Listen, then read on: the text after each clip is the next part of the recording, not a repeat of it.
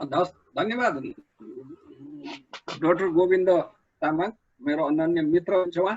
र आज यो चाहिँ नि अवसर जुराउनु भयो, हामी पुराना साथीहरूसित भेटघाट गर्ने, कुराकानी गर्ने र आफ्नो अनुभव साटासाट गर्ने। यो लामो समयसम्म भेट नभएको मैले दिपेन्द्र सरलाई पनि भने, अब आज यो भेट भयो, त्यसको लागि के अरे हाम्रो यो रिसर्च सेन्टर तरहको रिसर्च सेन्टरलाई र सबैजनालाई संस्थाका परिवार र यहाँ आज सहभागी हुनुभएको सबैलाई म हार्दिक धन्यवाद दिन चाहन्छु, हार्दिक कृतज्ञता व्यक्त गर्न चाहन्छु र सुरक्षित जीवनको कामना पनि गर्दछु। अब जहाँसम्म आजको टपिक्समा कुरा गर्ने छ, यो टपिक्सलाई सम्भवतः नबुझेको कोही पनि हुनुहुन्न, तर यो सिलसिलामा आफ्ना अनुभव यहाँ राख्ने र मैले चाहिँ अब यो मोटामोटी मैले आधा घण्टा जति यसको आफ्नो कुराहरू राख्छु र केही जिज्ञासा सरहरूको भयो भने अथवा सरहरूका अनुभव पनि मैले पनि सुन्छु, म पनि लाभान्वित हुन्छु। र यो बजेट ले यो कोभिड-19 ले सृजना गरेको अहिलेको आर्थिक सामाजिक अवस्थालाई कतिको कोप गर्न सक्यो, कतिको चाहिँ यसले यसबाट भोलि अर्थतन्त्रलाई माथि उतार्ने र जीवन रक्षा गर्ने सन्दर्भमा यो बजेट कति उपयोगी होला र के गर्यो भने बजेट उपयोगी होला भन्ने सन्दर्भमा मेरा चाहिँ नि कुराहरू राख्दछु। जहाँसम्म बजेट एउटा विषम परिस्थितिमा आएको छ, विषम परिस्थिति पृष्ठभूमि पनि अलिकति मैले कुरा गर्छु। हामी संघीयतामा प्रवेश गरिसकेपछि अब संविधानले संघीय गणतन्त्र नेपालको परिकल्पना गर्यो र त्यसै अनुरूप संघीय संरचना अन्तर्गत निर्वाचन भयो।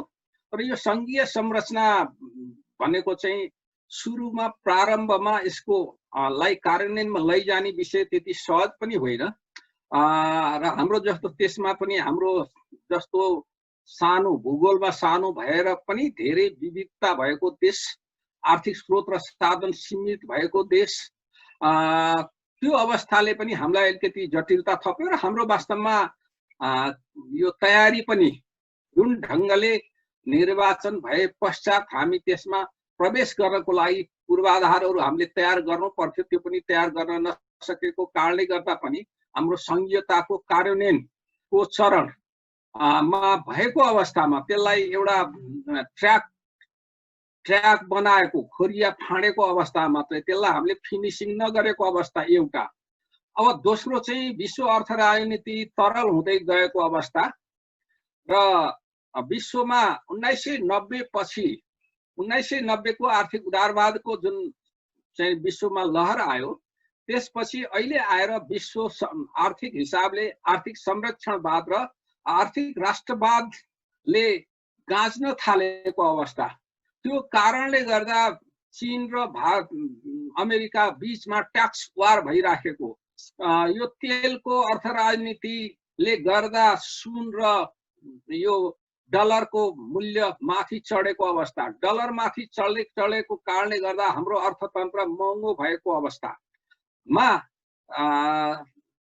त्यो अवस्थामा फेरि अहिले हामीले यो कोभिड-19 ले पनि विश्वलाई गाँजेको अवस्था, प्रभावित गरेको अवस्थामा आएको बजेट हो यो। त्यसकारणले गर्दा अब यो बजेटले यी कुराहरूलाई कतिको चाहिँ नि समेट्न सक्यो भन्ने कुरा एउटा प्रश्न छ, स्वाभाविक पनि हो।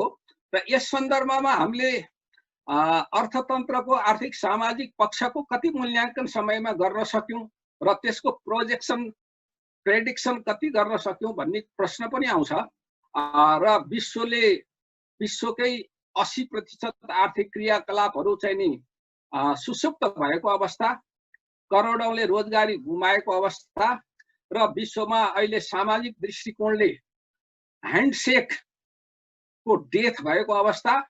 अब यो फिजिकल्ली ह्यान्डसेक डेथ भए पनि हार्टसेकलाई कायम गर्नुपर्ने अवस्था छ अहिले।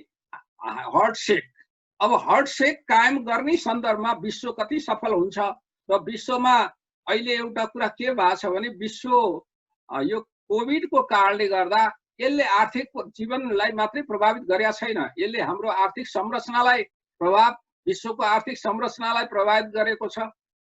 यसको हाम्रो कोर्सलाई चेन्ज गरिदिने अवस्था छ र साथसाथै सामाजिक अवस्थालाई पनि कोर्स चेन्ज गर्दैछ। अब भोलिका दिनमा हाम्रो चाहिँ खानपिनको व्यवहारमा परिवर्तन हुँदैछ, विश्वमा हिँडडुल आवत जावतको व्यवहारमा परिवर्तन हुँदैछ। भौतिक दूरी कायम गर्नुपर्ने कारणले गर्दा हाम्रा भोलिका संरचना निर्माणका कुराहरूमा विश्वविद्यालयका कक्षा कोठाहरूदेखि लिएर सम्मेलन हलहरू, विद्यालयका कक्षा कोठाहरूको निर्माण र यसका शैक्षिक पद्धतिहरूमा पनि परिवर्तन आउने अवस्था छ। त्यसकारणले गर्दा त्यति मात्रै होइन, हाम्रो चाहिँ हाम्रो विश्वको उत्पादन प्रणालीलाई पनि असर पार्ने अवस्था जन्मेको छ। यो अवस्थामा हाम्रो छिमेकी दुईटा राष्ट्रहरू, छिमेकी राष्ट्र जसको हाम्रो आर्थिक क्रियाकलापहरू 70-80% भन्दा बढी आर्थिक क्रियाकलापहरू छन्, ती अर्थतन्त्रहरूमा पनि प्रभाव परेको अवस्था छ। र विश्वको अर्थतन्त्र 2019 को अर्थतन्त्रसित दाँजेर हेर्ने हो भने 6% सङ्कुचित भएको अवस्था छ। किनभने 2019 मा 1.2.9% आर्थिक वृद्धि हुन्छ भनेकोमा अहिले विश्व अर्थव्यवस्था चाहिँ 3% नकारात्मक हुन्छ, नेगेटिभ हुन्छ भनेको अवस्था। युरोपियन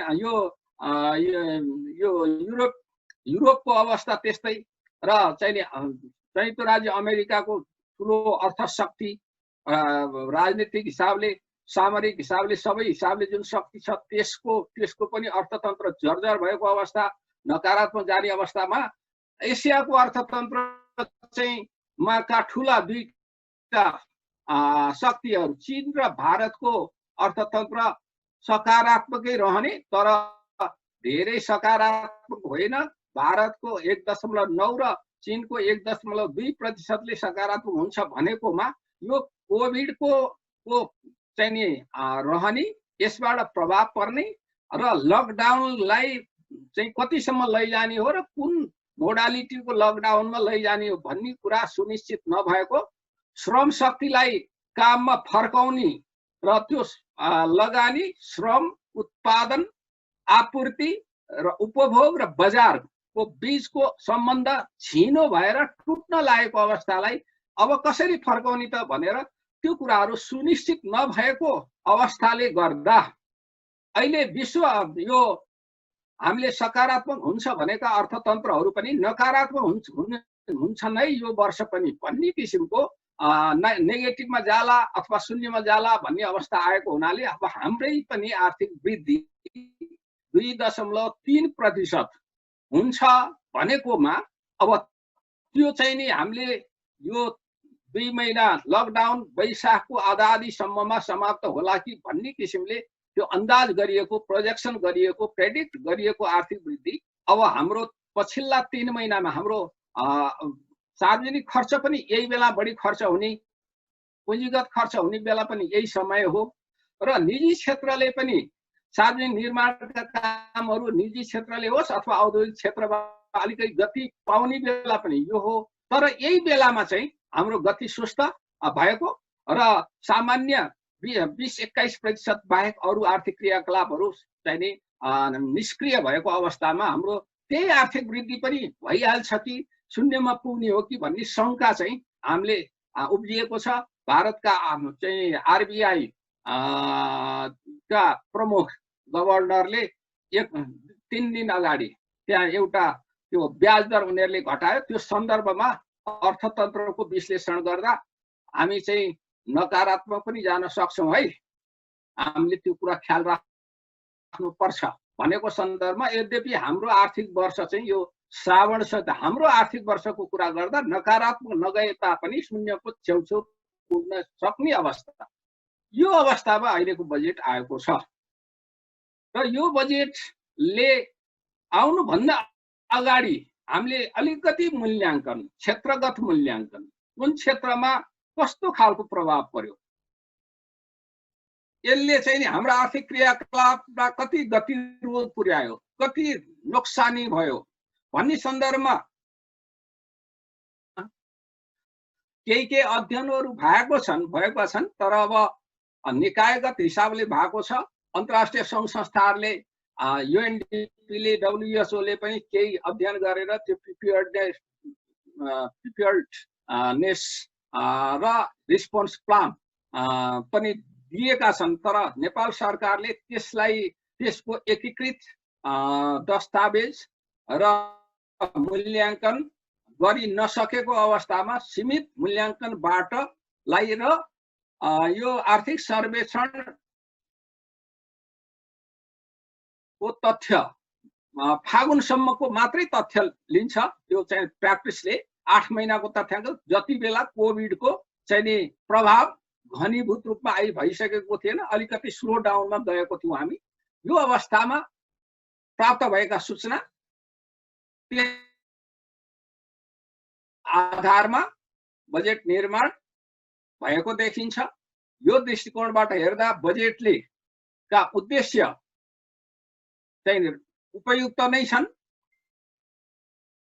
प्राथमिकतामा जाने सन्दर्भमा चाहिँ प्राथमिकता पहिचान गर्ने सन्दर्भमा चाहिँ हिजोका हाम्रा प्राथमिकता के थिए, हिजोका हाम्रा आवश्यकता के थिए, हिजोका हाम्रा लक्ष्य के थिए, अब ती हिजोका लक्ष्य प्राथमिकता र उद्देश्य हासिल गर्ने सन्दर्भमा हामीलाई कहाँनेरि गतिरोध आयो र त्यो अवस्थामा हिजोका प्राथमिकतालाई हामीले कति कुन हदसम्म क्यारी ओभर गर्न सक्छौं, गर्नुपर्छ र अहिलेकै यो कोभिड-19 को कारणले जन्मेका चुनौतीहरू, यसले जन्माएको आवश्यकताहरू र त्यसले जन्माएका प्राथमिकता के हुन् भनेर यसलाई अझ क्रिस्टल ढङ्गले अध्ययन गर्न सकेको भए यो बजेट अझ प्रभावकारी हुन्थ्यो होला। तर जे होस्, यसले उद्देश्यलाई को सन्दर्भमा त्यसको दिशा चाहिँ समातेको छ। जस्तो जनजीवनलाई सहज बनाउने, सुरक्षित बनाउने कुरालाई पहिलो उद्देश्यमा राखेको छ। आर्थिक साधन र स्रोतको उच्चतम प्रयोग गरेर अर्थतन्त्रलाई चलायमान बनाउने कुरालाई दोस्रो उद्देश्यमा राखेको छ। र त्यसैगरी अब यो कल्याणकारी राज्य व्यवस्था अन्तर्गत मान्छेलाई एउटा संविधानले पनि भनेको हाम्रो कल्याणकारी राज्य व्यवस्था हो। मौलिक हकहरुमा 32 वटा मध्ये 17-18 मौलिक हक चाहिँ नि प्रत्यक्ष रूपमा जनजीवितसँग जोडिएको र साधन माग गर्ने अवस्थामा पुगेको र यो के रे समाजवाद उन्मुख अर्थव्यवस्था निर्माण गर्ने विषय, यी विषयलाई चाहिँ उद्देश्यमा लिएको छ। ठिक छ। अब अघि मैले भने जस्तो त्यो छुट्याएर दुईटालाई गर्न सके भए प्राथमिकतामा अझ क्लिस्टर क्लियर हुन्थ्यो होला। तर प्राथमिकतामा चाहिँ अलिकति कता चाहिँ नि क्लिस्टर क्लियर हुन नसकेको अनि भएभरका सबै कुरालाई हामीले प्राथमिकतामा राख्न खोज्दाखेरि त्यो साधनको विनियोजन गर्ने सन्दर्भमा त्यो प्रभावकारिता कम देखियो कि धेरै ठाउँमा साधन छरियो कि र साधनको विनियोजन पनि उपयुक्त ढङ्गले हुन सकेन कि भन्ने मूल्याङ्कन र समीक्षाको विषय बनेको छ। यो दृष्टिकोणबाट हेर्दा स्वास्थ्य क्षेत्रले यसपालि प्राथमिकता पाएको छ र त्यो दृष्टिकोणबाट स्वास्थ्य क्षेत्रको लागि प्राथमिकताको दृष्टिकोणबाट हेर्दा यो कोभिड-19 ले उब्जाएको जीवन रक्षाको विषयलाई यसले सम्बोधन गर्ने प्रयास गरेको देखिन्छ। यद्यपि पछिल्ला दिनमा हाम्रो चाहिँ संक्रमित हुनेको संख्या, क्वारेन्टाइनमा राख्नुपर्नेको संख्या, आइसोलेसनमा राख्नुपर्नेको संख्या बढेर गएको कारणले गर्दा यो चाहिँ नि 90 अरब चान्चुनको बजेट छ, त्यसमा अलिअलि त नपुग हुन सक्छ। यद्यपि हामीले त्यही भित्रबाट पनि रकमान्तर गरेर अन्य ढङ्गले अनि अर्थ मन्त्रालयभित्र विविध बजेट पनि हुन्छ, विविध शीर्षकमा राखेको बजेट पनि छ, त्योबाट चाहिँ व्यवस्थापन गर्न सक्छौं। अब दोस्रो विषय चाहिँ हामीले यो कृषिको क्षेत्र चाहिँ हामीले धेरै अपेक्षा गरेको, कृषि र साना तथा घरेलु उद्योग मझौला उद्योगको क्षेत्र चाहिँ हामीले अपेक्षा धेरै गरेको क्षेत्र हो यसपालि। किनभने हामीसित 11% बेरोजगारी अहिले हाम्रो श्रम सर्वेक्षणले देखाएको, 62% चाहिँ हाम्रो अनौपचारिक अर्थतन्त्र। त्यो अनौपचारिक अर्थतन्त्रको मेजर ठाउँ चाहिँ त्यो कृषि क्षेत्र, पशुपालनको क्षेत्र, वनको क्षेत्र र मत्स्यपालन जस्ता प्राथमिक क्षेत्रहरूमा पर्ने र हामीसित यहाँ भएका मध्ये हिजो रोजगारी पाएका, औपचारिक क्षेत्रमा रोजगारी पाएका तर रोजगारी गुमाउन सम्भावना भएका, खास गरी पर्यटन क्षेत्रमा विशेष गरेर ती मान्छेहरू नयाँ श्रम बजारमा आउने 5 लाख जति श्रम बजारमा आउने व्यक्तिहरू र बाहिरबाट फर्किने 10 देखि 15 लाखको सम्भावित व्यक्तिहरूलाई रोजगारी दिने चाहिँ उपयुक्त क्षेत्र चाहिँ कृषि नै हो, साना तथा घरेलु उद्योग नै हुन्, खनिज उद्योग नै हुन् भन्ने चाहिँ हामी सबैले अनुभूति गरेको, सरकारले पनि त्यो अनुभूति गरेको चाहिँ देखिन्छ। त्यसको चाहिँ नि पृष्ठभूमिलाई हेर्दाखेरि तर बजेट चाहिँ नि गर्ने सिलसिलामा चाहिँ अब गत सालभन्दा अलिकति थोरै मात्रै बढेको, यद्यपि हामीसित चाहिँ मान्छे इन्गेज गराउनु पर्ने चाहिँ धेरै देखिएको, तर चाहिँ बजेट सरकारको थोरै बजेको। अब सामान्य अवस्थामा भए चाहिँ के हुन्थ्यो भने बजेट राज्य पक्षको बजेट नबढे पनि नीतिगत सहजीकरण र सरकारले केही फेसिलिटेसन गर्दाखेरि निजी क्षेत्रको स्रोत पनि आउँछ र त्यहाँनेरि सहयोग पुग्छ। आखिर रोजगारी सिर्जना गर्ने कृषि क्षेत्र भनेको पनि निजी क्षेत्र नै हो, राज्य पक्षले सार्वजनिक क्षेत्रले मात्रै चाहिँ सबै कुरा गर्ने त होइन भन्ने हिसाबले हेरिन्थ्यो। तर अहिलेको बेला चाहिँ अहिले परिस्थिति फरक भएको हुनाले त्यो अवस्था आएको छ र यो हिसाबले हेर्दा पूर्ण रूपमा नभए पनि अब केही 8 लाख जति रोजगारी सिर्जना गर्छु भनेर भनेको छ। अब त्यसमा हामीले बढी काम गर्न सक्यौं, त्यो कार्यान्वयनलाई इमानदारीका साथ एउटा प्रतिबद्धताका साथ समय सारणी बनाएर तालिका बनाएर त्यसलाई उचित समयमा अनुगमन पनि गरेर गर्यो भने त्यो रोजगारी सिर्जना त्यति हुन सक्ला। तर हाम्रो चाहिँ अपेक्षा, हाम्रो अवस्था चाहिँ 22 देखि 25 लाखलाई 20 देखि 22-25 लाख मान्छेलाई थप रोजगारी दिनुपर्ने, इन्गेज गराउनु पर्ने अवस्था छ। त्यो दृष्टिकोणबाट हेर्दाखेरि अब यसले अलिकति त्यहाँनेरि चाहिँ समेट्न गाह्रो पर्यो कि भन्ने चाहिँ त्यहाँनेरि देखिन्छ। अब यो रिलिफको कुरा गर्ने हो भने जस्तो पर्यटन क्षेत्रमा पनि यो पर्यटन क्षेत्रमा 80 यो एउटा कोष खडा गर्ने पनि भनेको छ र पर्यटन क्षेत्रका चाहिँ नि श्रमिकहरूलाई त्यो पूर्ण ज्याला दिन नसकेको सन्दर्भमा अथवा पारिश्रमिक दिन नसकेको सन्दर्भमा सरकारले 50% दिने भनेर पनि भनेको छ र यसरी क्षेत्रगत हिसाबले त्यसमा पनि अलिकति सजिलो के हुन्थ्यो भनेदेखि अब हामीले रिलिफको लागि चाहिँ यो क्षेत्रमा भनेर एकीकृत जस्तो हामीले भूकम्प आइसकेपछि भूकम्पको पछिको पुनर्निर्माणको सन्दर्भमा मूल्याङ्कन गरेर त्यसको लागि स्रोतको आवश्यकता कति हो र कहाँबाट जुटाउन सकिन्छ, के काम गर्ने भनेर एउटा खाका जसरी तयार गरिएको थियो।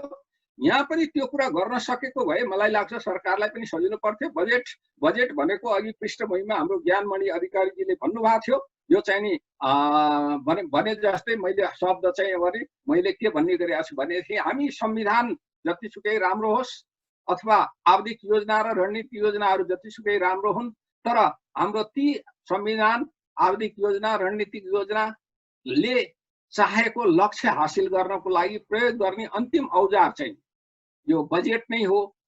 त्यसकारणले बजेट जति सशक्त हुन्छ, जति वैज्ञानिक हुन्छ, जति प्रभावकारी हुन्छ, त्यति नै ती संविधानले भनेका र आवधिक योजनाहरूले भनेका, रणनीतिक योजनाहरूले भनेका, क्षेत्रीय योजनाहरूले भनेका लक्ष्यहरू, तीनटै तहका सरकारले लिएका लक्ष्यहरू पूरा गर्न सकिन्छ। तीनटै तहका सरकारका बजेटहरू त्यही अनुकूल बन्न सके भने यो दृष्टिकोणबाट हेर्दाखेरि बजेटमा अब यो कृषि क्षेत्रलाई समेट्ने कुरा र त्यसपछि अरू क्षेत्रहरू जुन छ, अब त्यसमा अलिकति यो मलाई लाग्छ यो उद्योग क्षेत्रलाई पनि समेट्न खोजेको छ। ऋण उद्योगहरूको लागि समेत अब विभिन्न खालको चाहिँ नि ऋण सहुलियत ब्याज दरमा ऋण कर्जा उपलब्ध गराउने विषय, त्यसको लागि पुनर्कर्जा कोषलाई चाहिँ बढाएर चाहिँ नि 50 अरबबाट 1 खरब बनाएको अवस्था। त्यसमा अझ भन्नलाई र आम जनतालाई बुझाउनलाई उद्योग व्यवसायीलाई चाहिँ हाम्रो यो क्षेत्रमा यति यो खालको चाहिँ जान्छ र राज्य कोषबाट जाने रकम यति हो, यसको लागि हाम्रो यति रकम चाहिँ हामीले यहाँनेरि विनियोजन गरेका छौँ र क्षेत्रगत हिसाबले यो मन्त्रालयले यो विभागले यसलाई यसरी प्रयोग गर्न सक्छ भनेर यो गर्दाखेरि हाम्रो जीडीपी को यति % हामीले धान्दाखेरि यति % जान्छ भन्न सकेको भए अझ बुझाउन पनि सजिलो हुन्थ्यो। अहिले चाहिँ क्वेशनहरु आइराखेको छ, अब चाहिँ उद्योग व्यवसायहरूले पनि भनिराख्नु भएको छ, त्यसमा चाहिँ मन्त्रालयले जवाफ दिइराखेको छ, मैले पनि सुनिराखेको छु। त्यो चाहिँ बजेटले त्यसलाई चाहिँ सम्बोधन चाहिँ गर्न खोजेको, तर सुदृढ ढंगले र एउटा साङ्गो पाङ्गो मिलाएर चाहिँ सम्बोधन गर्ने विषयहरु अलिकति छरिएको दिन पर्ने चाहिँ नि सुविधाहरु, रिलिफ प्याकेज भित्र कुन कुन कुरा हामीले हालेका छौं, रिकभरी को प्याकेज भित्र कुन कुन कुरा हालेका छौं र त्यसपछि स्टिमुलस प्याकेज भित्र, रिफर्म प्याकेज भित्र चाहिँ हाम्रा कुराहरु के आउँछन् भन्ने सन्दर्भमा समेत चाहिँ नि स्पष्ट चाहिँ यसले चाहिँ त्यति पार्न चाहिँ सकेका छैन। यद्यपि यो भित्रका यो मन्त्रालयगत कार्यक्रमहरु, वार्षिक कार्यक्रमहरु मैले डिटेल हेर्न भ्याएको छैन, त्यो कुराहरु चाहिँ वेबसाइटमा आइ पनि सकेका छैन। त्यो कुरा आएपछि अझ स्पष्ट होला। अहिले चाहिँ यो बजेट आर्थिक ऐन आएको छ, यो चाहिँ नि बजेट वक्तव्य आएको छ, यही दुईटा दस्तावेजहरुको आधारमा हामीले भन्ने हो र त्यो चाहिँ नि रातो किताब भनेर भन्छौं। अर्थ मन्त्रालयले 4 खालका दस्तावेजहरु प्रयोग गर्छ।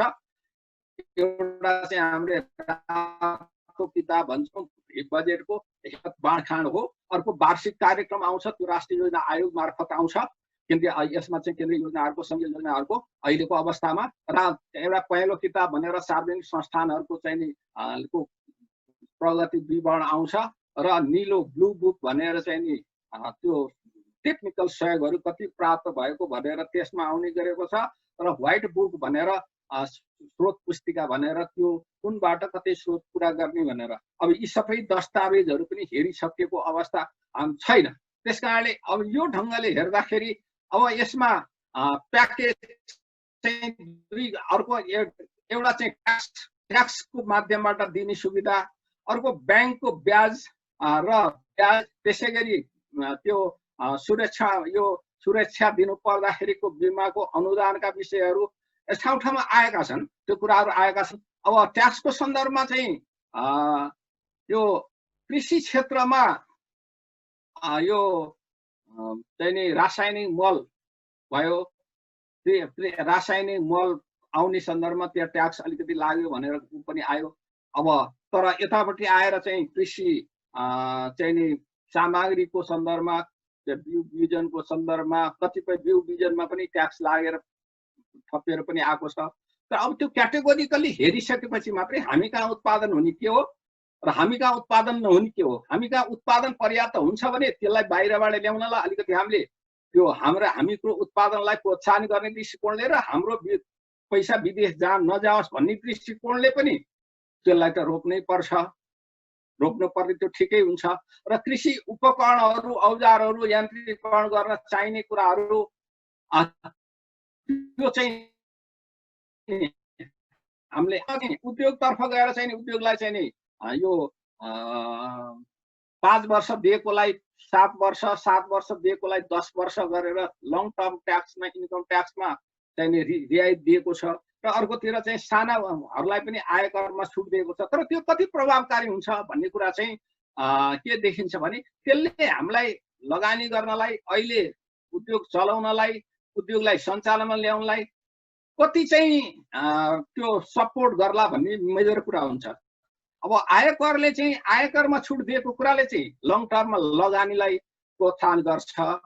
तर अब अहिले नै बिजनेस इस्टाब्लिश गर्नको लागि चाहिने कच्चा पदार्थ ल्याउँदाखेरि कच्चा पदार्थमा कर छुट दियो, अथवा मेसिनरीमा कर छुट दियो, लागेको करमा छुट दियो, अथवा कर्जा पाउने कर्जामा सहुलियत गरिदियो, अथवा अनुदान दियो भने त्यो स्टार्टअप हुन्छ नि। हुन त स्टार्टअप नवप्रवर्धनमा पनि 2% मा कर्जा दिने भनेको छ। तर यी सबै कुराले गर्दा बजेट चाहिँ यो एक खालको चाहिँ यसले प्रयास गरेको छ। यसले चाहिँ उत्पादनलाई रिलिफ गर्नलाई, उत्पादन बढाउनलाई र यो श्रम सम्बन्धलाई जोड्नलाई प्रयास चाहिँ गरेको छ।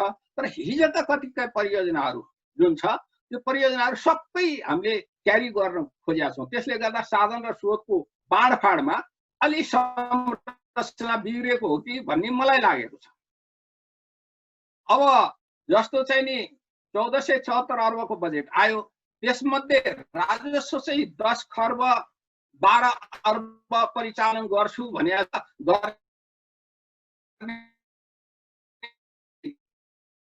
लक्ष्य लिएको छ।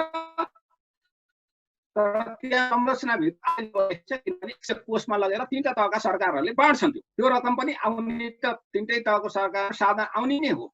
तर चाहिँ अब त्यो संरचनाभित्र हेर्दा 890 अर्ब चाहिँ हाम्रो चालु खर्च, अनि तर चाहिँ चालु खर्च छ, अनि राजस्व चाहिँ हामीले 890 राजस्व छ, चालु खर्च 949 अर्ब गर्छौँ भनेपछि त्यो बीचको जुन चाहिँ छ 90 अर्ब करिबको डिफरेन्स, त्यो रेभेन्यू डेफिसिट हो। हामीले त्यसलाई रेभेन्यू डेफिसिटलाई नै त्यति रकम पुगेन भनेपछि अब हामी कहाँ 59 अर्ब कहाँ ल्याउँछौँ भन्ने वैदेशिक चाहिँ ऋणबाट हामीले त्यसलाई प्रयोग गर्न सक्दैनौँ। वैदेशिक ऋण चाहिँ नि त्यस्तो कामलाई दिँदैन। हामीलाई वैदेशिक सहायताहरू ग्रान्टिङ हिसाबमा अरू हाउला ऋणभन्दा बाहेक त्यस्तो कुराहरूमा केही आउँछ, तर त्यो भित्र त्यो कुरा त ग्रान्टिङमा माथि नै 60 अर्ब भित्र परिसकेका हुन्छ अथवा टेक्निकल सहयोग भएर आउला। त्यो दृष्टिकोणबाट आन्तरिक ऋण 225 अर्ब लिने भनेर भनेका छौँ हामीले, बजेटमा भनेको छ। त्यो 225 अर्ब मध्येबाट त्यो 60 अर्ब 59 अर्ब खर्च गर्नुपर्ने हुन्छ।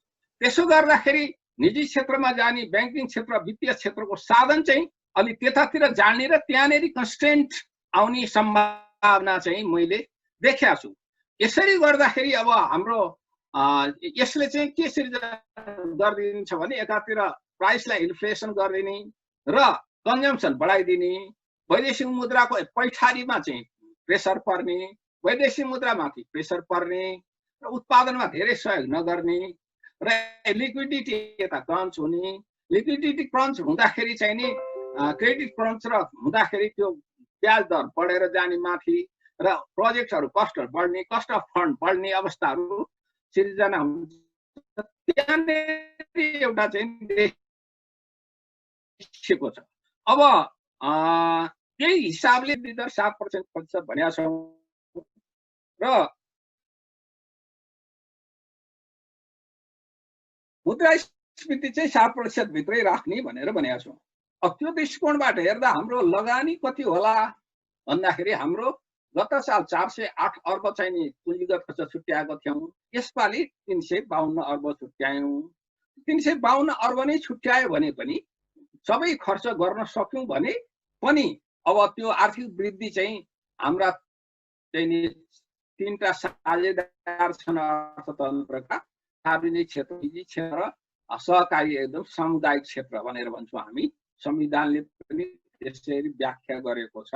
अब त्यो सरकारको लगानीले मात्रै त हुने होइन, तर सरकारको लगानी भनेको चाहिँ लुब्रिकेन्सी गरिदिने, सहजीकरण गरिदिने हुन्छ।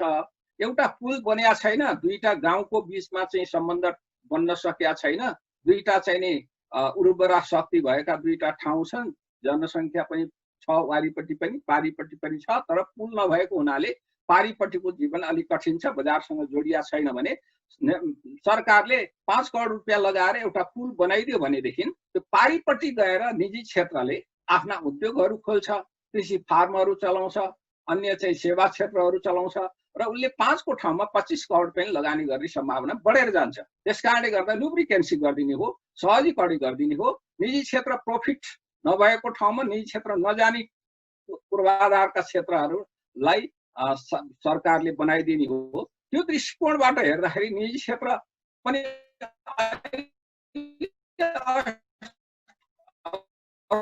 एउटा अहिले हामीलाई समस्या के छ भने वैदेशिक सहायतामा पनि प्रतिबद्धता जाय भइसकेका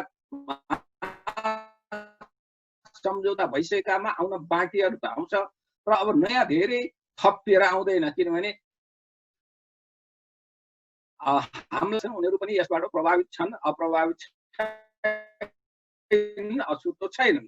त्यसैले वैदेशिक लगानीको पार्टमा पनि वैदेशिक लगानी पनि हिजो हाम्रो चाहिँ जति प्रतिबद्धता हामीले कन्फरेन्स गरेर जुन प्रतिबद्धता चाहिँ नि लगानीको सम्मेलन गरेका थियौँ, त्यसपछि नियमित रूपमा आउने चाहिँ जो के भन्छ त्यो के अरे यो लगानी प्रवर्धन बोर्ड भयो, त्यसपछि यो उद्योग विभाग भयो, घरेलु तथा साना उद्योग विभागमा आएका चाहिँ साना तथा घरेलु उद्योगहरू भए, यिनीहरू आउँदाखेरि 26-27 खर्बको चाहिँ नि त्यो भइराखेको थियो चाहिँ प्रतिबद्धता, र त्यो त्यसमध्ये पैसा भित्रिने क्रम जारी थियो।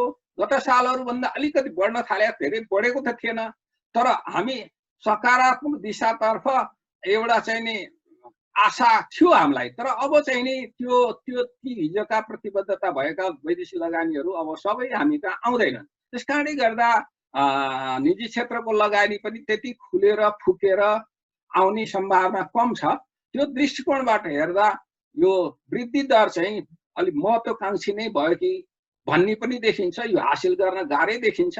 अब वृद्धि दर हासिल भएन भने राजस्व उठ्न गाह्रो हुन्छ, फेरि त्यो जोडिएको हुन्छ। सरकारको खर्च पनि भयो अनि निजी क्षेत्रले पनि लगानी गर्यो, त्यही आधारमा वृद्धि सबै आर्थिक क्रियाकलाप बढे भने त्यसैले राजस्व पनि चाहिँ नि उपार्जन गर्ने हो, र साथसाथै चाहिँ नि मान्छेको हातमा पैसा पनि दिने हो, राजस्व पनि आउने हो, आर्थिक वृद्धि पनि देखिने हो। आर्थिक वृद्धि भने कन्जम्सन पनि बढ्छ, लगानी पनि, सरकारको खर्च पनि बढ्छ, चाहिँ प्राइभेट सेक्टरको लगानी पनि बढ्छ, अनि हामीले आन्तरिक उत्पादन भयो भने चाहिँ हाम्रो इम्पोर्ट घटेर चाहिँ हाम्रो ट्रेड डेफिसिट घटेर जाला, अथवा चाहिँ हामीले सक्यौँ भने अब अहिले नै भन्न सकिँदैन, भोलिका दिनमा लङ टर्ममा चाहिँ एक्सपोर्ट पनि चाहिँ हाम्रो डेफिसिट ट्रेड चाहिँ सेभिङ भयो भने त त्यो रकम पनि जोडिएर न ग्रोथको कुरा हुने हो, जिडिपी को क्यालकुलेसन गरिने हो। त्यो दृष्टिकोणबाट हेर्दाखेरि चाहिँ यहाँनिर चुनौती छन् देखिन्छ। अब यो यसरी भन्दाखेरि समग्रमा बजेटले चाहे उद्योगको क्षेत्रमा होस्, चाहे कृषिको क्षेत्रमा होस्, उत्पादनका क्षेत्रमा थप साधन जाओस् र अर्थतन्त्र चलायमान होस् भन्ने प्रयास चाहिँ गरेको देखिन्छ।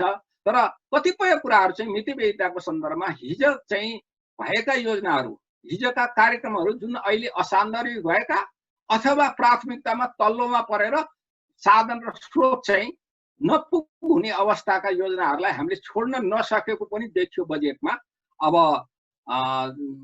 अहिलेको अवस्थामा जस्तो पानी जहाजकै कुराहरू पनि भनौँ, त्यसले हामीलाई धेरै अहिले दिन सक्दैन। अब त्यसै गरी भनौँ चाहिँ नि सांसद विकास कोषको कुरालाई सबैतिरबाट अहिले उपयुक्त छैन। यो सैद्धान्तिक दृष्टिकोणले पनि, साधन र स्रोतको दृष्टिकोणले पनि, अहिलेको जनताको चाहनाले भने पनि त्यो कुरालाई ड्रप गर्न चाहिँ सक्नु पर्थ्यो।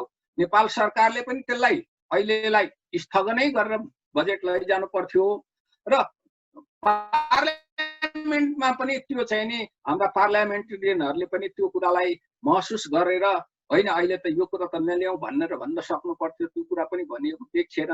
अब केही मितव्ययिताका कुराहरू पनि आएका छन्, तर मितव्ययिताको सन्दर्भमा चाहिँ अलिकति हामीले संवैधानिक संरचनामै अलिकति परिवर्तन गर्नुपर्ने छ। त्यसको लागि तयारी पनि हुनुपर्छ, र प्रशासनिक संरचनाभित्र पनि हामी चाहिँ अलिकति संविधानै संशोधन नगरी पनि गर्न सकिने काम त छ नि। क्याबिनेटको चाहिँ अब 25वटासम्म मन्त्रालय खोल्न सक्ने भनेको छ। संघीयतामा हामी गइसकेका छौँ।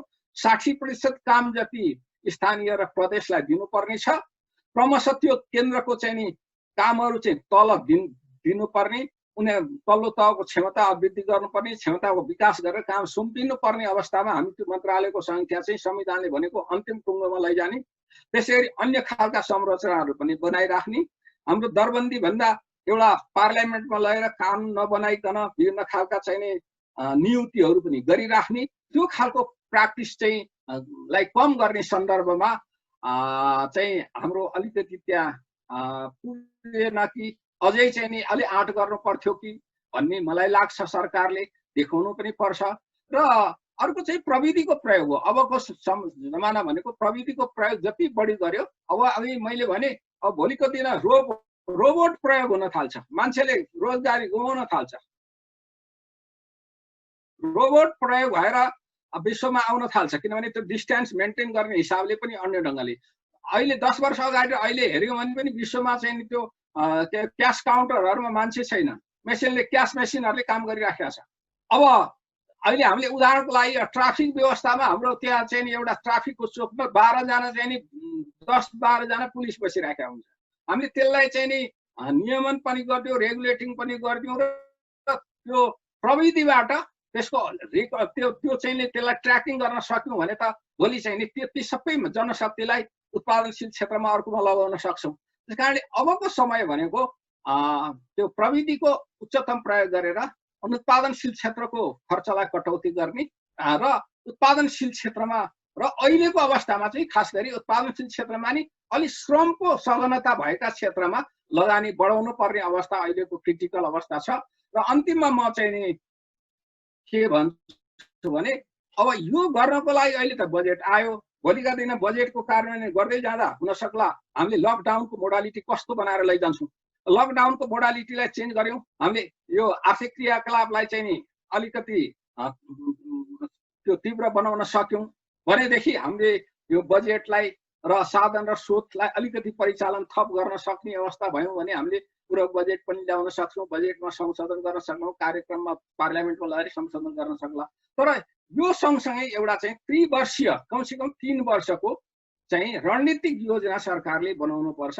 अब रिकभरीको कुरा, रिलिफको कुरा, रिकभरीको कुरा, रिलिफलाई हामीले कहिलेसम्म कुन अवधिसम्म लानुपर्ने अवस्था होला, रिकभरीलाई कहिलेसम्म लानु पर्ला, रिफर्मलाई कसरी लगेर हामीले पुरानो ट्र्याकमा नयाँ सोचका साथ पुरानो ट्र्याकलाई अर्थव्यवस्थालाई फेरि कहाँ लगेर जोड्न सक्छौँ भन्ने खालको बनायो भने भोलिका दिनमा बजेटहरू आउँदा दिनमा त्यसरी बनाउन सक्छौँ र हाम्रो चाहिँ नि यो लक्ष्य हासिलमा हामीले चाहिँ नि बाटो कति समाप्त सक्छौँ, कति एक्सटेन्सन हुन्छ भन्ने छ। अब कतिपय कुरा चाहिँ सरकारले प्रतिबद्धता छ कार्यान्वयन गरेको कुरा पनि जलविद्युत आयोजनाको जलविद्युतको क्षेत्रमा सरकारले भ्याटमा फिर्ता दिन्छु तिमीहरू लगानी गर भनेर भन्यो। तर जलविद्युत क्षेत्रमा नेपालको पानी नेपालीको लगानी भनेर आयो। तर त्यहाँनेरि रेगुलेटिङ एजेन्सी नभएको कारणले गर्दा त्यहाँ हिजो चाहिँ फेस भ्यालु 100 रुपियाँ बिकेको चाहिँ नि इनिसियल भ्यालुमा आएको आइपिओमा आएको अहिले चाहिँ 84-85 रुपियाँ हुन आयो। त्यसले गर्दा मान्छेहरू कति लालायित होला। 30 वर्षपछि चाहिँ नि प्रोजेक्ट चाहिँ नेपाल सरकारलाई हस्तान्तरण हुँदाको अवस्थामा ती पब्लिकको लगानी अवस्था के होला भन्ने कुराको सन्दर्भमा अझै स्पष्ट हुनु पर्ने अवस्था छ। र चाहिँ कतिपय सञ्चालनमा आइसकेका आयोजनाहरूलाई पनि त्यो एउटा प्रोत्साहन गर्नको लागि त्यो बढाएर रेट दिने, बिजुलीको दर बढाएर दिने, त्यसलाई चाहिँ एउटा नाम के भनेर राखेको छ त्यो दिने भनेर त्यो भुक्तानी हुन पाएको छैन, आएन, त्यो कोषमा आएन। तर त्यो कार्यान्वयन भएको छैन। कार्यान्वयन भएन भने लगानीकर्ताहरूको कन्फिडेन्स बढ्दैन। अहिलेको अवस्थामा झन् लगानीकर्ताहरूको थोरै पैसावालाको पनि थोरै लगानीकर्ताको पनि कन्फिडेन्स बढाउन सक्यो भने मात्रै अर्थतन्त्र अगाडि बढ्न सक्छ। समग्रमा यो बजेटले कोप गर्न खोजेको छ, यसलाई चाहिँ नि समेट्न खोजेको छ, यसबाट आएका इस्युलाई सम्बोधन गर्न खोजेको छ र मूल कुरा चाहिँ भोलि कार्यान्वयनमा पनि निर्भर गर्दछ भनेर अहिलेलाई मैले यति भने। अब सरहरूका चाहिँ नि जिज्ञासा, सरहरूका अनुभव पनि मैले सुन्न पाऊँ। हजुर यति।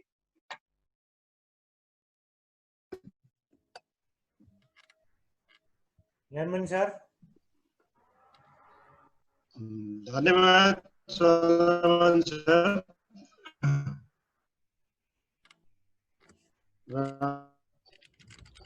सरले बजेटको गहन तरिकाले विश्लेषण गरी यसको चिरफार गर्नुभएको छ।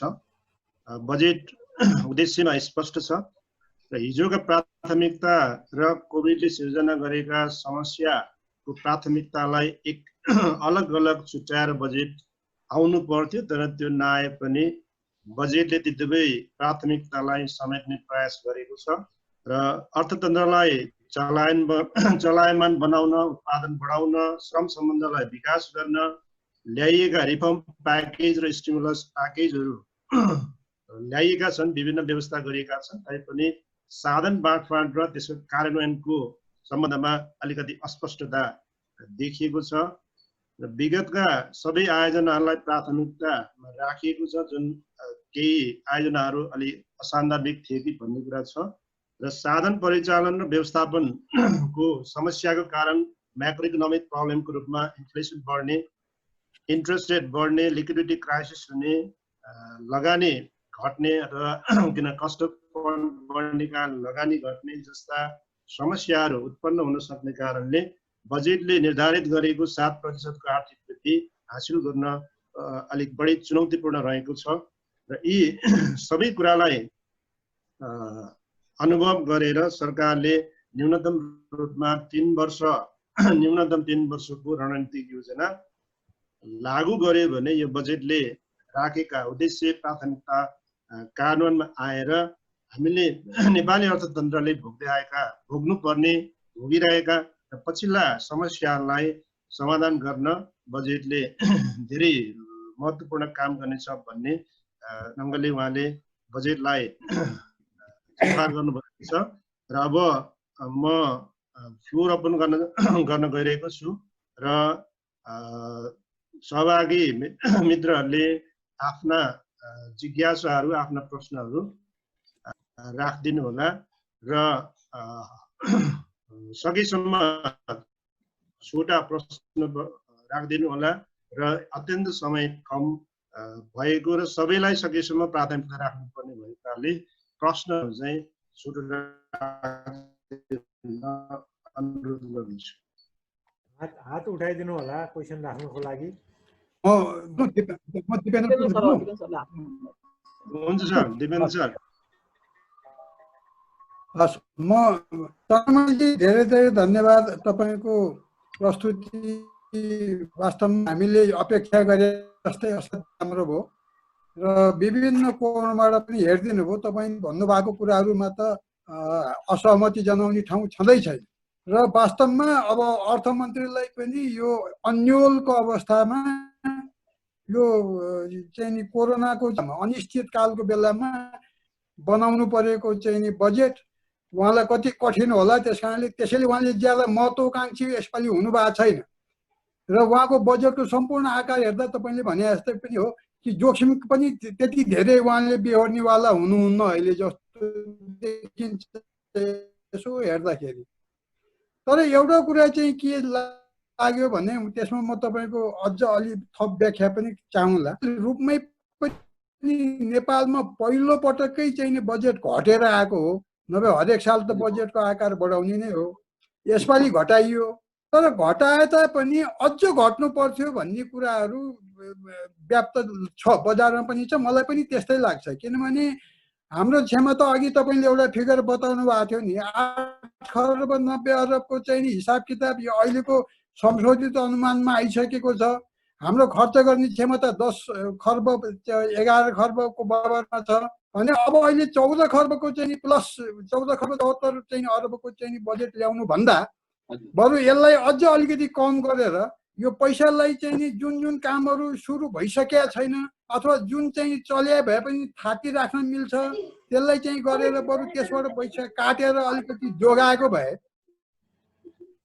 अलिक बढी व्यावहारिक हुन्थ्यो कि यो चाहिँ अझ पनि 1 खरब रुपियाँ कमको चाहिँ बजेट आएको भए अझ सञ्चालन गर्न उहाँलाई अझ सजिलो हुन्थ्यो र यसको चाहिँ अन्त पछि गरी इभ्यालुएट गर्दाखेरि बजेट चाहिँ नि वास्तवमा राम्रोसँग खर्च भए देखिन्थ्यो होला।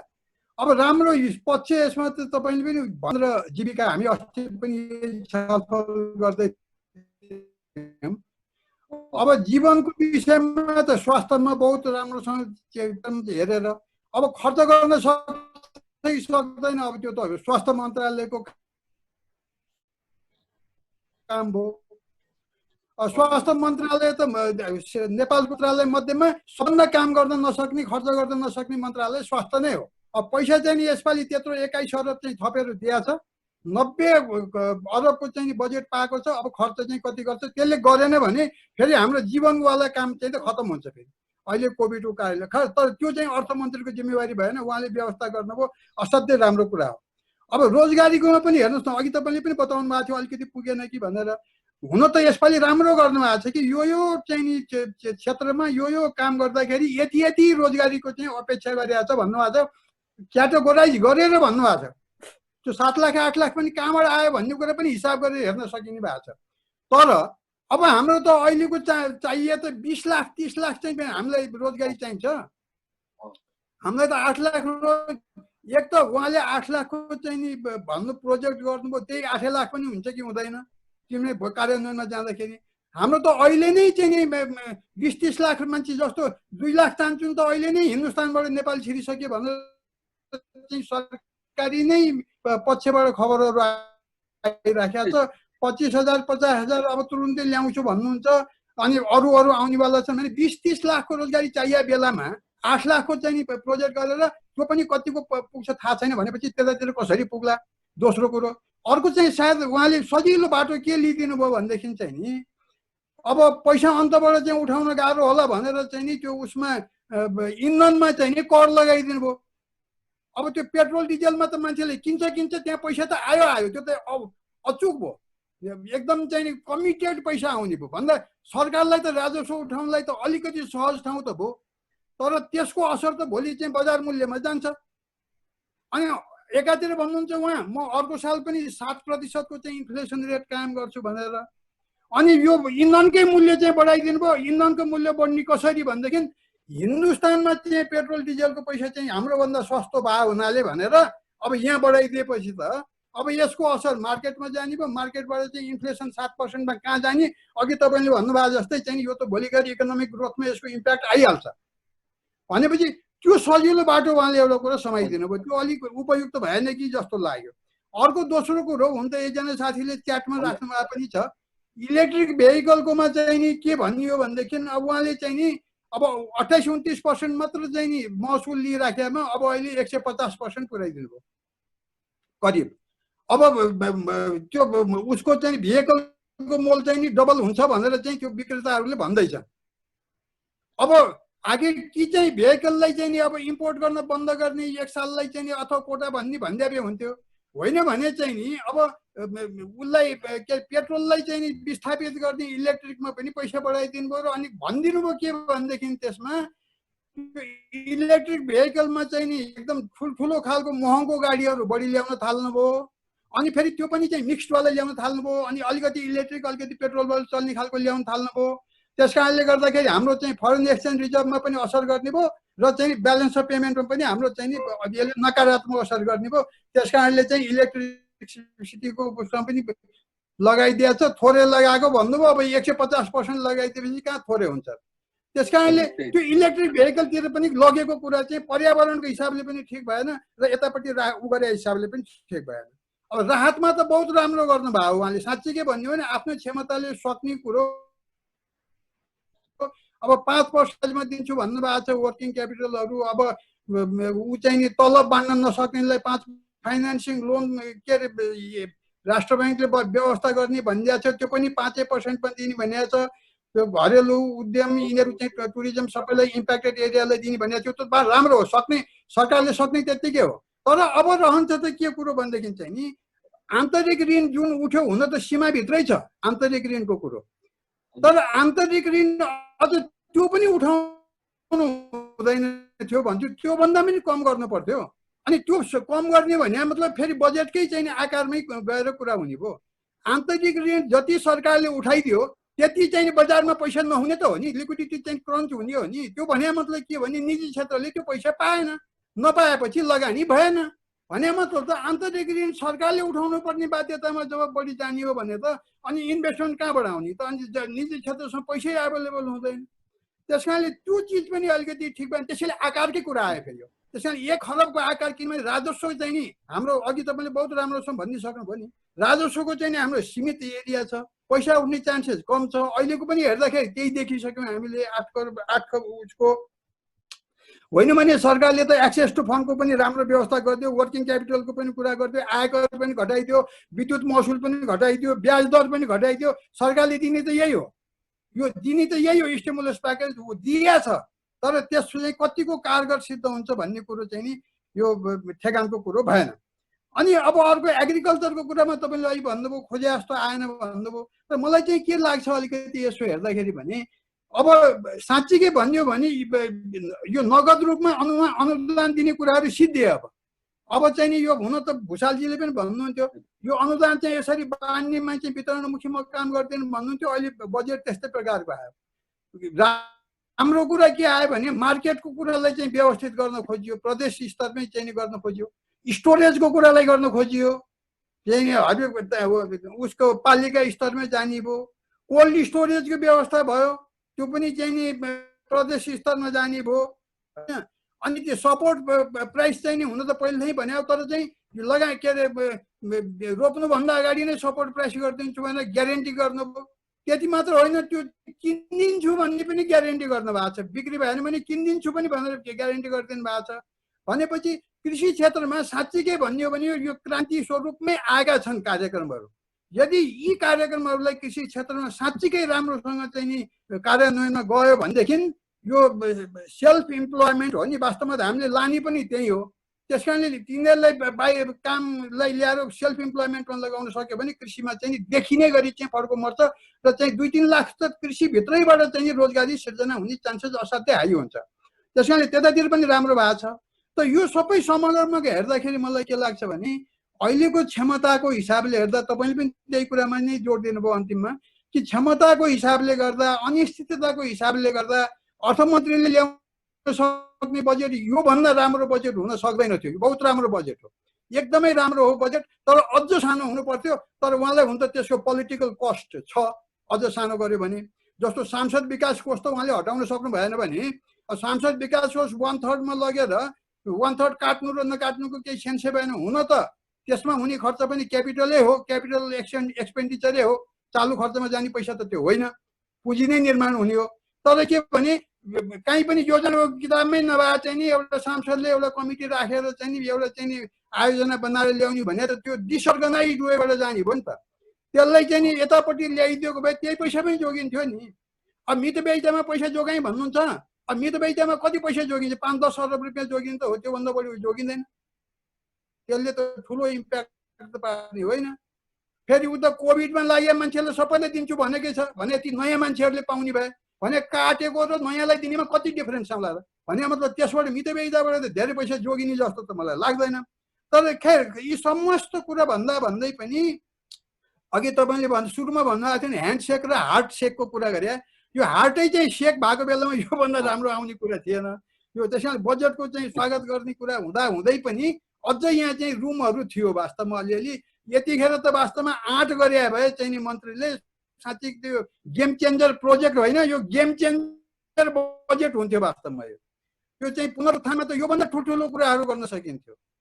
च्वासो छोइदिएको छ चाहिँ नि लेबर पर्मिट वर्क पर्मिट नभएलाई काम नदिने भनेको छ, इन्डियनलाई लागू भइदियोस् न, बहुत राम्रो कुरा। यही बेला त हो हुनुपर्ने। अब यो देशमा हेर्नुहोस् त एमसिसी भन्ने आयोजनालाई त चाहिँ नि त्यहाँ बजेटमा पर्यो भनेर उहाँहरूको पार्टीभित्रै यत्रो ठुलो चाहिँ नि घमासान परेर अहिले चाहिँ नि अहिले बिहान बसेर उहाँहरूले छलफल गरेर अब चाहिँ नि यो बजेटमा चाहिँ पास गर्ने तर चाहिँ कार्यान्वयन चाहिँ नगर्ने, पास नहुन्जेल भनेर चाहिँ निर्णय गर्नुभएको थियो बिहान। भने एउटै एमसिसी अथवा अमेरिकन एडलाई चाहिँ यस्तो चाहिँ नचाएर नङ्गा नाच गरेर नि अमेरिकाको चाहिँ ट्रम्पले आज बिहान न्युजमा के भन्यो भने डब्लुएचओलाई दिने पैसा बन्द गरिदिए भन्यो।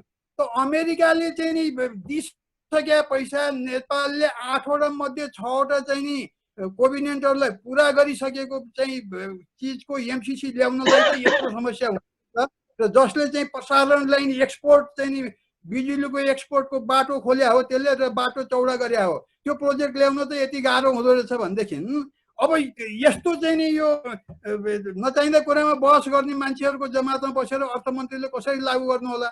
आजको मिटिङमा अर्थमन्त्री पनि राखेको थियो अरे, अर्थमन्त्रीले पनि चाहिँ अब टाउको हल्लाउने बाहेक गर्न सक्नु भएन। त्यस कारणले अब एमसिसी कार्यान्वयन यदि भएन, ल भइगयो अमेरिकाको पैसा आएन भने अघि तपाईँले भन्नुभएको थियो नि विदेशबाट पैसा आउने बाटो बन्द हुन्छ भनेर।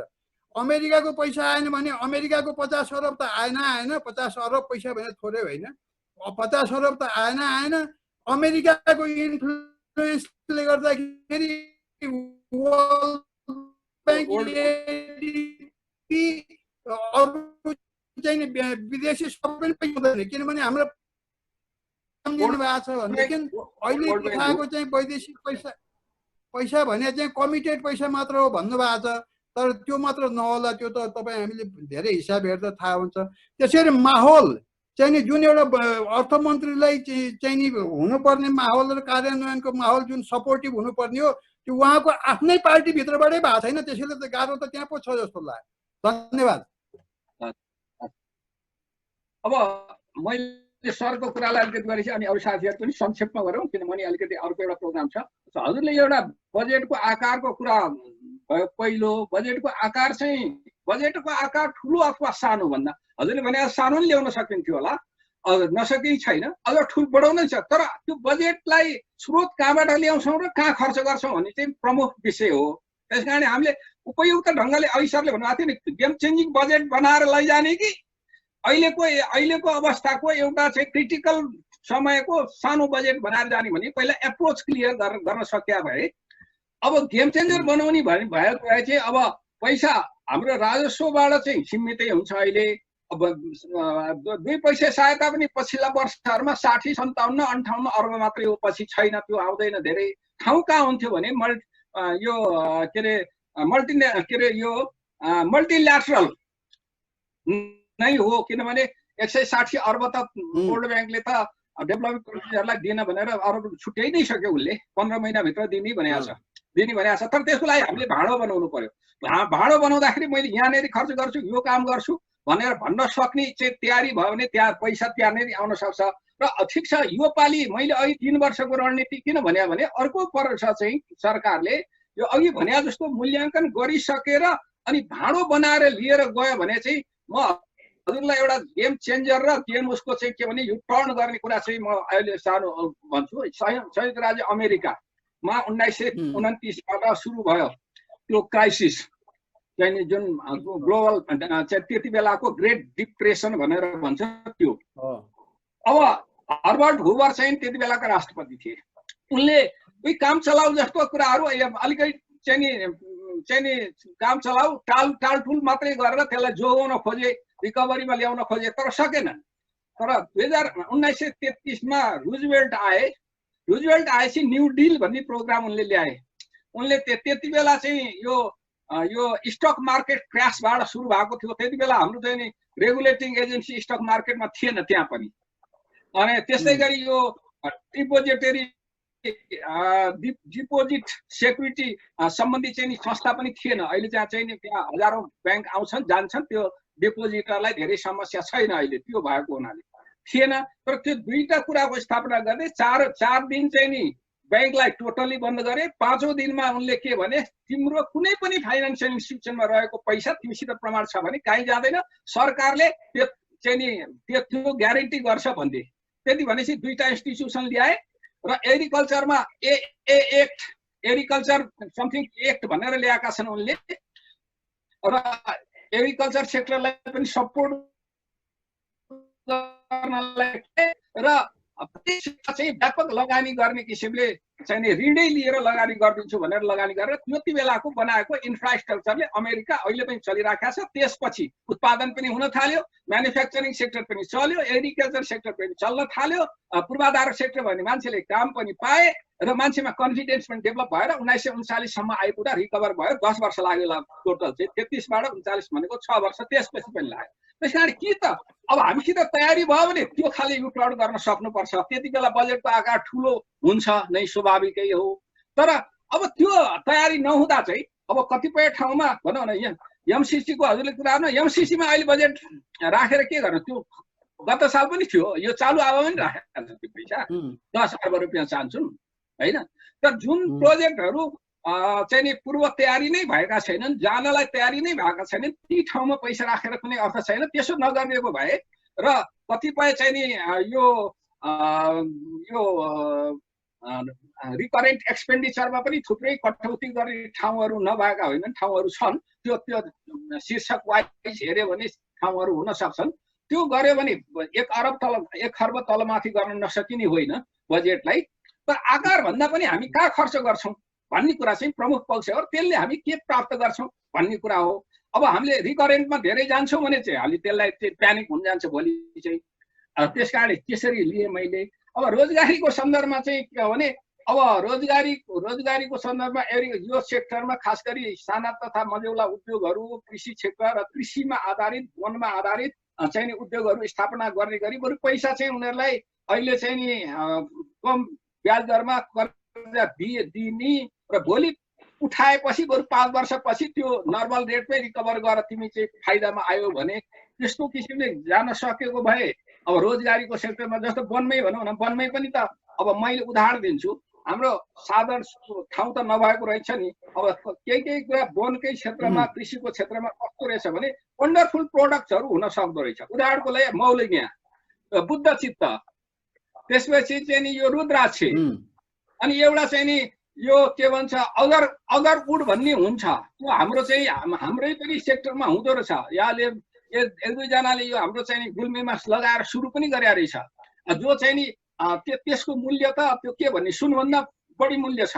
अनि यस्ता कुरामा चाहिँ अब एग्रिकल्चर सेक्टर भनेको हामीले भोलुममा बेच्नेमा जाने होइन, अब हामीले चाहिँ थोरै चिजमा धेरै हाई भ्यालु अथवा वन्डरफुल प्रोडक्ट्सहरू त्यसो गर्दाखेरि चाहिँ भोलि हुनसक्छ रुद्राक्ष चाहिँ एउटा बोटमा एक चाहिँ नि सबै ठाउँमा उत्पादन गर्न सक्यौँ र बजार खोज्यौँ भने त हामीले त्यो रुद्राक्ष बेचेर एउटा चाहिँ 16 लाखमा बेच्नुको ठाउँमा 8 लाखमा बेच्यो, 5 लाखमा बिक्री भयो भने पनि त त्यसलाई चाहिँ वाणिज्यले बजार खोजिदिने, अन्तर्राष्ट्रिय बजार हेर्ने, कृषिले उत्पादनमा सहयोग पुर्याउने, अब गृहले सुरक्षा दिने र अर्थले ट्याक्स त्यहाँ पनि ट्याक्स लगाउन सक्छ। कृषिमा सधैँ ट्याक्स नलगाउने भन्ने होइन, वन्डरफुल प्रोडक्ट छ भने त त्यहाँ ट्याक्स लगाउन सकिन्छ।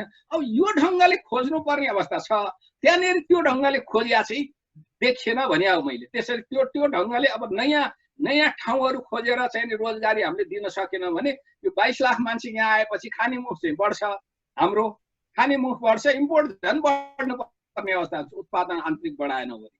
अनि त्यसले हामीलाई संरचनामा पनि प्रभाव पार्छ, उनीहरूले सरासरी पाल्नुपर्ने स्थिति भन्न जान्छ, त्यो हेर्न पनि देखिन्छ। अब अर्को चाहिँ तेलको मूल्यको कुरा त हजुरले गरिहाल्नुभयो। तेलको मूल्यमा चाहिँ के भने अहिले त्यहाँ नहाल्नु पर्थ्यो, किनभने डिजलको मूल्य बढ्नु भनेको चाहिँ नि ढुवानी भाडा पनि बढ्नु हो, अनि मान्छेको दैनिक आवाज जातमा पनि बढ्नु हो। अर्कातिर अब डिस्टेन्स कति बेलासम्म कायम गर्नुपर्छ भन्ने ठेगान छैन। हिजो 60 जना चढ्या बसमा अब 20 जना चढाएर लिएर हिँड्नुपर्ने हुन्छ, चाहिँ नि हवाई जहाजमा कम मान्छे चढ्नुपर्ने हुन्छ। त्यसले गर्दा त्यसै त्यहाँनिर बढिराखेका बेला यो कस्ट बढाइदिएर अहिले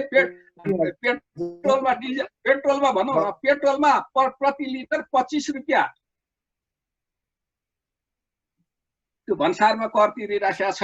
अनि रुपियाँले त्यो के अरे सडक मर्मत सम्भार कर तिरिराखेका छ। 2 रुपियाँ चाहिँ प्रदूषण शुल्क तिर्नु, 13 रुपियाँ भ्याट तिर्ने भइयो भनेपछि हामीले 100 रुपियाँको तेल 100 रुपियाँ पर्ने रहेछ भने बजारमा आउँदा भने 42-40 रुपियाँ चाहिँ कस्ट, अझ आयल निगमको नाफा त त्यहाँ सधैँ छ भनेपछि 42-40 रुपियाँ पर्ने रहेछ। 60 रुपियाँ चाहिँ हामीले ट्याक्स तिर्दाएका छौँ, 40 रुपियाँ भनेपछि यसै हामी बढी तिरिराखेका छौँ भने चाहिँ साइकोलोजी, मान्छेको साइकोलोजीलाई पनि हेर्नुपर्ने हुन्छ ट्याक्स लगाउँदाखेरि। किनभने हाम्रो उठाएको कर कहाँनिर खर्च गऱ्यौँ, कसरी खर्च गऱ्यौँ र त्यसको प्रभावकारिता कति देखिया छ, मान्छेलाई सर्भिस डेलिभरी गर्दा कति गर्छ भन्ने एउटा र इकोनोमीलाई त्यसले प्रोडक्सनमा ल्याउनलाई, इकोनोमीलाई गर्न भन्ने कुरा। अब त्यसो हुनसक्छ, त्यसको पछाडि चाहिँ अलिकति हाम्रो यो ग्रिन एनर्जीलाई चाहिँ बढी प्रयोग गर्ने, इलेक्ट्रिसिटी बढी प्रयोग गर्ने, यो कुराहरू घटाउने भन्नलाई हाम्रो त्यो खालको पूर्वाधार हामीले अहिले बनाइसकेकै छैनौँ। बिजुली आपूर्ति नियमित छैन, भात बसाल्यो भनेदेखि एकछिनपछि जान्छ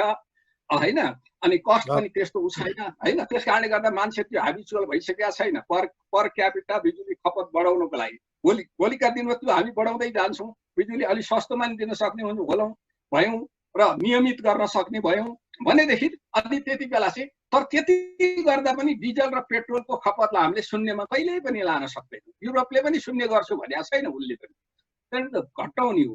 र त्यसै इलेक्ट्रिक चाहिँ भेहिकलको कुरा त्यहीबाट जन्मिन्छ। एकातिर हामी इलेक्ट्रिकको चाहिँ उ गर्छौँ भनेर भन्छौँ, सर्भिस चाहिँ स्टेसनहरू बनाउँछौँ, चार्जिङ स्टेसनहरू बनाउँछौँ, अब यसलाई इलेक्ट्रिकपट्टि ल्याउँछौँ, रेल पनि इलेक्ट्रिकबाट चलाउँछौँ, मोटरहरू पनि त्यो चलाउँछौँ भन्ने। एकातिर चाहिँ त्यसैमा 150% शुल्क लगाउँदाखेरि कि त स्पष्ट भन्नु पर्यो इमान्दारीका साथ, यो वर्ष चाहिँ मान्छे मोटर नकिन, म दिन सक्दिनँ, यसपालि चाहिँ म वैदेशिक मुद्रा दिन सक्दिनँ, त्यस कारण नकिन भन्नु पर्यो। अथवा इलेक्ट्रिक मोटर नचढ भने हो कि, अथवा पेट्रोलबाट नचढ्न भने हो कि, अथवा दुइटै नचढ भने हो कि, त्यो किन नचढ भन्ने कुरा, त्यो कुरा स्पष्ट भनिदिनुपर्छ यस्ता कुराहरूमा सरकार तयारी भएर बसेर त्यसको पछाडिको अब्जेक्टिभ उद्देश्य के हो, त्यसबाट के हासिल गर्न खोजेको कुरा त्यो स्पष्ट नभइकन त्यो कुराहरू नीतिमा ल्यायो भने के हुन्छ, त्यो राम्रै नीति भए पनि त्यो त्यसलाई पिपुलले सपोर्ट गर्दैन। र अन्तिममा हजुरको चाहिँ एमसिसीको पार्टमा यो एमसिसीको पार्टमा चाहिँ के हो भने यो अब पैसाको दृष्टिकोणले अब राष्ट्रकै दृष्टिकोणले ठुलो त होइन, तर एउटा के हुन्छ भने यसले भोलि दुईटा उ छ कि दुईटा डर हजुरको, एउटा दुईटा पाटा। यसले चाहिँ यसलाई हामीले रिजेक्ट गरिदिउँ भने भोलि अमेरिकन ब्लकबाट आउने, अमेरिकाबाट आउने पैसा र अमेरिकी ब्लक भनेको वर्ल्ड ब्याङ्क ग्रुप पनि त अमेरिकी ब्लक नै हो नि त, हामी सबैलाई थाहा छ होइन। वर्ल्ड ब्याङ्कमा चाहिँ अमेरिकाले जसलाई गरेर के हुन्छ, आइएमएफ त्यही हो भने त्यहाँबाट आउने पैसामा असर पर्ला एउटा होइन। अर्को अहिले हामीले यसैलाई ठ्याक्कै यही रूपमा चाहिँ नि ऊ गर्दाखेरि चाहिँ स्वीकार गर्दा भोलि अरू दाताले पनि यही मोडेलमा तिमीहरू आऊ भनेर भन्यो भने के भन्ने कुरा चाहिँ यो भित्र चाहिँ दलहरूले नेतृत्वले सबैले कुल माइन्डले बसेर छलफल गर्नुपर्ने र यसमा चाहिँ दलहरूले यो तेरो र मेरो भनेर आवेशमा नआइकन यसमा कुल माइन्डले यो दुईटा पक्षलाई छलफल गर्नुपर्ने देखाएको छु मैले। किनभने भोलि चीनले पनि भोलि दिनु पर्यो अथवा अरूले दिनु पर्यो भने अमेरिकासित चाहिँ त्यस्तो खालको सम्झौता मानिस तैँले होइन, तैँले त्यहाँनिर आफ्नो एक्जिक्युटिभ पावर पनि त्यसलाई दिस पुरै, जुडिसियल पावर पनि त्यहाँ चाहिँ नि सरेन्डर गरे कतिपय कुरा, लेजिस्लेटिभ पावर पनि केही त्यहाँ छ। त्यस कारणले गर्दा यो अलिकति मोडेललाई चेन्ज गरेर चाहिँ हामी लिन्छौँ है भनेर गर्ने एउटा बिचको बाटो चाहिँ यहाँ खोल्नुपर्ने अवस्था छ र त्यसै कारणले गर्दा यो पोलिटिकल इस्यु पनि हो यो फेरि होइन। र त्यस कारणले अहिले अमेरिकाको स्थिति हेऱ्यो भने अलिकति अप्ठ्यारो पनि छ। डब्लुटिएसको सम्बन्ध नै हिजो ट्रम्पले चाहिँ सक्यो, अब मसित डब्लुटिएसको सम्बन्ध छैन भनेर आदेशै जारी गरिदिएको अवस्था छ। त्यस कारणले गर्दा भोलि त्यो अप्ठ्याराहरू आउन सक्छ। फेरि एकातिर हामी अर्को चाहिँ सीमाको इस्युले गर्दा अब चाहिँ यो बजेटमा यो कुराहरू सबै आएन, तर सीमाको इस्युले गर्दा भन्न त चाहिँ नि अब ब्लकेड भनेर सोधै त नभन्ला, तर क्षेत्रगत चाहिँ नि टाइट गरिदिएला हामीलाई, कुनै नाका टाइट गरिदिएला भारतले पनि, कुनै वस्तुमा टाइट गरिदिएला र उसले पनि यो कोभिडको कारणले गर्दा जुन बेल प्याकेज ल्याएको छ स्टिमुलस प्याकेज 20 लाख करोडको प्याकेज ल्याएको छ।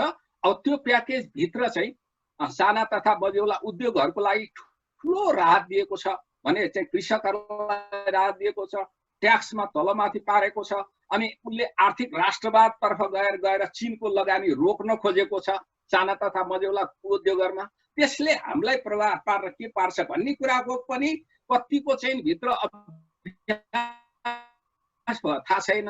र आउँदा भोलि कुरालाई काहीँ न काहीँ रिकन्सिलिएसन गरेनौँ भने हाम्रो चाहिँ बजेट कार्यान्वयनमा पनि अप्ठ्यारो पर्न सक्छ भन्ने चाहिँ मलाई लागेको। सरको भनाइसँग मैले चाहिँ नि सहमत भइकन पनि यति थप राखेँ। अरू सरहरू केही छ भने अब म 10 मिनट जति बस्न सक्छु हजुर। अब एकदम छोटो समयमा अरू कि सरको प्रश्न राखिदिनु होला। स्टेटस भइसकेको छ। पनि सानो कृषि क्षेत्र र पर्यटनसँग मैले एउटा जिज्ञासा राख्न चाहे। जस्तो अहिलेको बजेटले कृषिलाई प्राथमिकता दिएको देखिन्छ, तर स्थानीय निकाय 753 वटामा कार्यरत कृषि प्राविधिक 2800 जना रहेको, तर प्रत्येक पालिकामा एकजना मात्रै राख्ने कारणले अहिले 1506 जना मात्रै रहने र अरूको चाहिँ रोजगारी पनि घुम्ने। कृषिलाई त्यो प्राविधिक सङ्ख्याले यथोचित प्राविधिक सल्लाह दिन सक्षम होला कि नहोला। अर्को कुरा, रासायनिक मलमा अनुदान बढाएको 2 अर्बले बढाएको देखिन्छ, तर फेरि भन्सार 5% लगाएको छ। त्यसो भए एकातिर राम्रो काम गरेको देखिन, अर्कोतिर फेरि किसानलाई नै त्यो मूल्य चार्ज गरेको अवस्थाले यो अनुदानको औचित्यता नदेखिएको। बिउ बिजनमा पनि ट्याक्स भन्सारदा चाहिँ 10%बाट 15% बढाएको देखिन्छ। त्यसै गरी यो वर्क पर्मिटको कुरा लागू गर्ने भनेको छ, तर 2 नम्बर प्रदेश र 5 नम्बर प्रदेशमा चाहिँ खेतीको समयमा र हार्भेस्टिङको पिरियडमा इन्डियन मजदुरहरू आएर काम गर्ने प्रचलन छ। तर वर्क पनि लागू भयो भने त्यो अवस्थामा चाहिँ फेरि लेबर सर्टेजको अवस्था आउने सम्भावना रहन्छ कि। र यो अर्को कुरा पर्यटनको केसमा चाहिँ अहिले चाइनामा यो कोभिड पछि पनि 50% को अकुपेन्सी देखिएको छ, युकेमा 19% को होटल अकुपेन्सी देखिएको छ, इटालीमा पनि अकुपेन्सी सुरु भइसकेको छ। तर अहिले हाम्रो केसमा चाहिँ 0 छ, जहाँ चाहिँ हाम्रो प्रब्लम चाहिँ कम छ। त्यसकारण यो सेक्टरमा पनि पर्यटन क्षेत्रमा काम गर्ने निजी क्षेत्रसँग सहकार्य गरेर सरकारले केही बजेटमा एउटा प्राथमिकता राखेको भए त हुन्थ्यो कि भन्ने मेरो जिज्ञासा छ। अब सबभन्दा पहिलामा पर्यटन सरले लास्टमा भनेको, तर मैले पर्यटनबाट सुरु गरेँ। पर्यटनमा दुईटा कुरा चाहिँ यो बजेटले ल्याएको छ। अब रेस्टुरेन्टमा क्षेत्रमा काम गर्दा एउटा चाहिँ कोष खडा गरेर त्यसबाट चाहिँ नि त्यसलाई संरक्षण गर्ने भनेर, अर्को चाहिँ त्यो क्षेत्रका कामदारहरूलाई आदि तलबसँग सरकारले बिहोरिदिने र अर्को चाहिँ त्यहाँ चाहिँ नि उनीहरूलाई ज्याला भुक्तानी गर्ने सन्दर्भमा यो रियायत दरमा ब्याज कम लगाएर कर्जा उपलब्ध गराउने भन्ने कुरा आएको छ। त्योभन्दा पनि महत्त्वपूर्ण प्रश्न के छ भने अब यहाँ प्राथमिकतामा उत्पादनका क्षेत्र भनेर पर्यटनलाई पनि राखियो, तर अहिले यो वर्ष पर्यटन चाहिँ प्राथमिकताको क्षेत्र होइन। किन होइन भने तपाईँलाई दुईटा क्षेत्र, पर्यटनको बाह्य पर्यटनको जुन क्षेत्र छ त्यो बाह्य पर्यटनको क्षेत्र चाहिँ 2 वर्ष 1.5 वर्ष जतिभन्दा अगाडि आउँदैन। मैले धेरै यो पर्यटन क्षेत्रका मान्छेहरू उहाँहरूलाई सोधेँ मेरो अनुमान के होला त भनेर, उहाँहरूले पनि त्यो कुरालाई पुष्टि गर्नुभएको छ। किन आउँदैन भने अब पर्यटक आउनको लागि अब यसमा त हाम्रो के अरे हाम्रो सरलाई पनि धेरै थाहा छ। उहाँ त पर्यटन सचिवै पनि भएर बस्नु भएको हो, दिपेन्द्र पुरुष सर।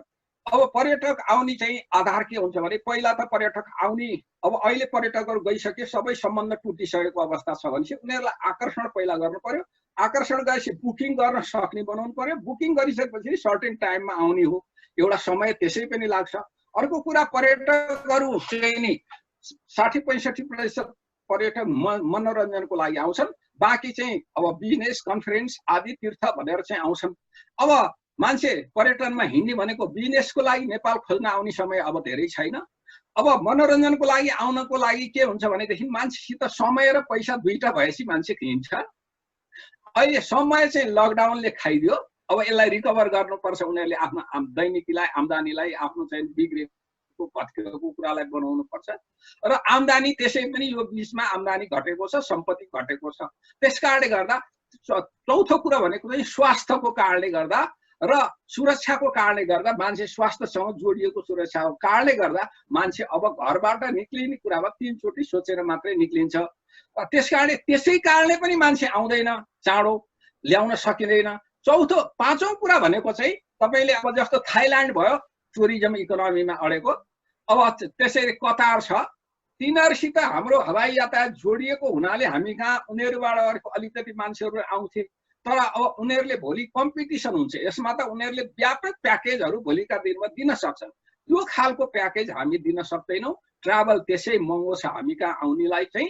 त्यस कारणले गर्दा पर्यटन क्षेत्र, बाह्य पर्यटन क्षेत्र चाहिँ मलाई लाग्छ 1.5-2 वर्षसम्म त्यो पुरानो स्थितिमा आउँदैन।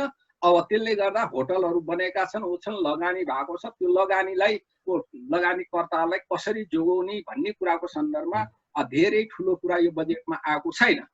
आन्तरिक पर्यटकलाई चाहिँ अलिकति बढाउन सकिन्छ। आन्तरिक पर्यटक पनि पैसा भयो भने, समय भयो भने हिँड्ने हो र सुरक्षाको दृष्टिकोणले यो कोभिड अब छैन है भन्ने भयो भने हिँड्ने हो।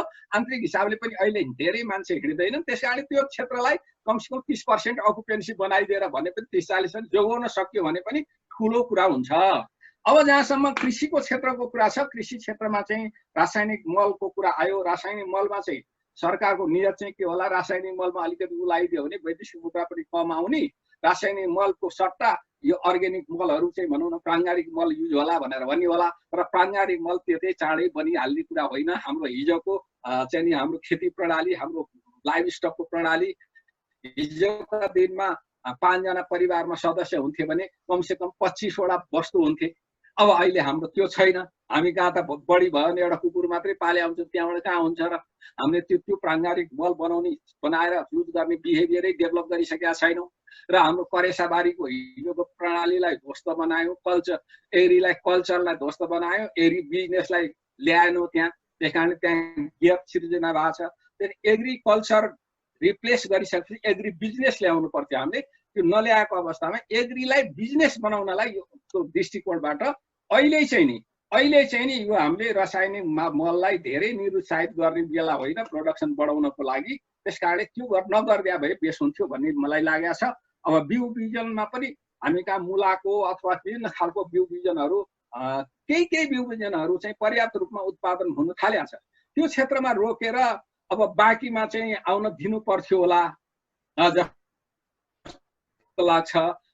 अब त्यस कारणले अब यसमा चाहिँ डिटेलै वास्तवमा त्यो क्षेत्रकै मान्छेले अझ बढी भन्नु होला भन्ने लाग्यो। अब लेबर सर्टेजको कुरा चाहिँ यो विदेशबाट पनि मान्छे आउने र मान्छेमा अलिकति प्रेसर चाहिँ अब हाम्रै आफ्नैमा काम गर्नु चाहिँ पर्ने रहेछ, विदेश गएर मात्रै नहुने रहेछ, मेरो जग्गा बाजु भयो भन्ने कुराहरू पनि मानसिकता पनि त्यतातिर गएको हुनाले लेबर सर्टेज चाहिँ त्यो धेरै नहोला जस्तो मलाई लाग्छ। यति मात्रै भन्नु।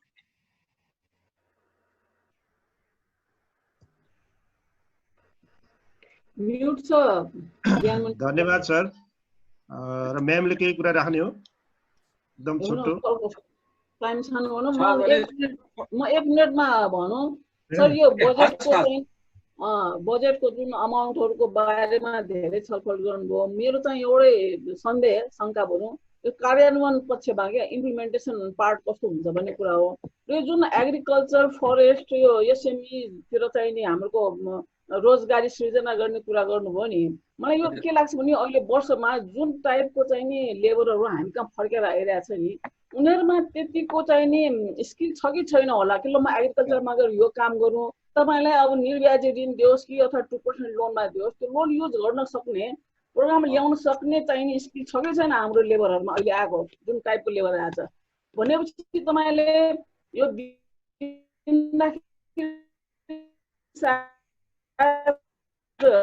चाहिने त्यो इन्भेस्ट गर्ने हो भनेदेखि चाहिँ मलाई लाग्छ त्यो लेबरहरूको लागि चाहिँ एउटा टेक्निकल सपोर्ट पार्ट नि एग्रिकल्चरको कुन चाहिँ पार्टले गर्न सक्छ, एफएनसिसिआईले गर्ने हो कि एग्रिकल्चर मिनिस्ट्रीहरू कुन चाहिँ सम्बन्धित निकाय हो उनीहरूले चाहिँ नि त्यो हाम्रो यो चाहिँ पार्टमा हाम्रो आवश्यकता छ भनेर त्यो आवश्यकता डिटर्मिन गरेर त्यसपछि जाने अनि त्यो लेबरहरूलाई चाहिँ नि एब्जर्भ गर्न सकिन्छ कि जस्तो लाग्छ। नभए अहिले आएको लेबरहरू त इमिडिएटली म यो काम गर्छु भने प्रोग्रामै ल्याउन सक्ला जस्तो देखिँदैन सर। यसको बारेमा चाहिँ के हुन्छ मेरो त मात्रै शङ्का। बहुत राम्रो कुरा गर्नुभयो यहाँले भनेको कुरा म पनि सहमत छु। तर अब एउटा कुरा के छ भने हामीले विदेशबाट आएका लेबरहरूलाई चाहिँ मान्छेहरू छ उहाँहरूको सर्ट आउट गर्नु पर्यो। उहाँहरूसित कस्तो स्किल छ, एउटा उहाँहरूसित स्किल के छ, अर्को इन्ट्रेस्ट के छ।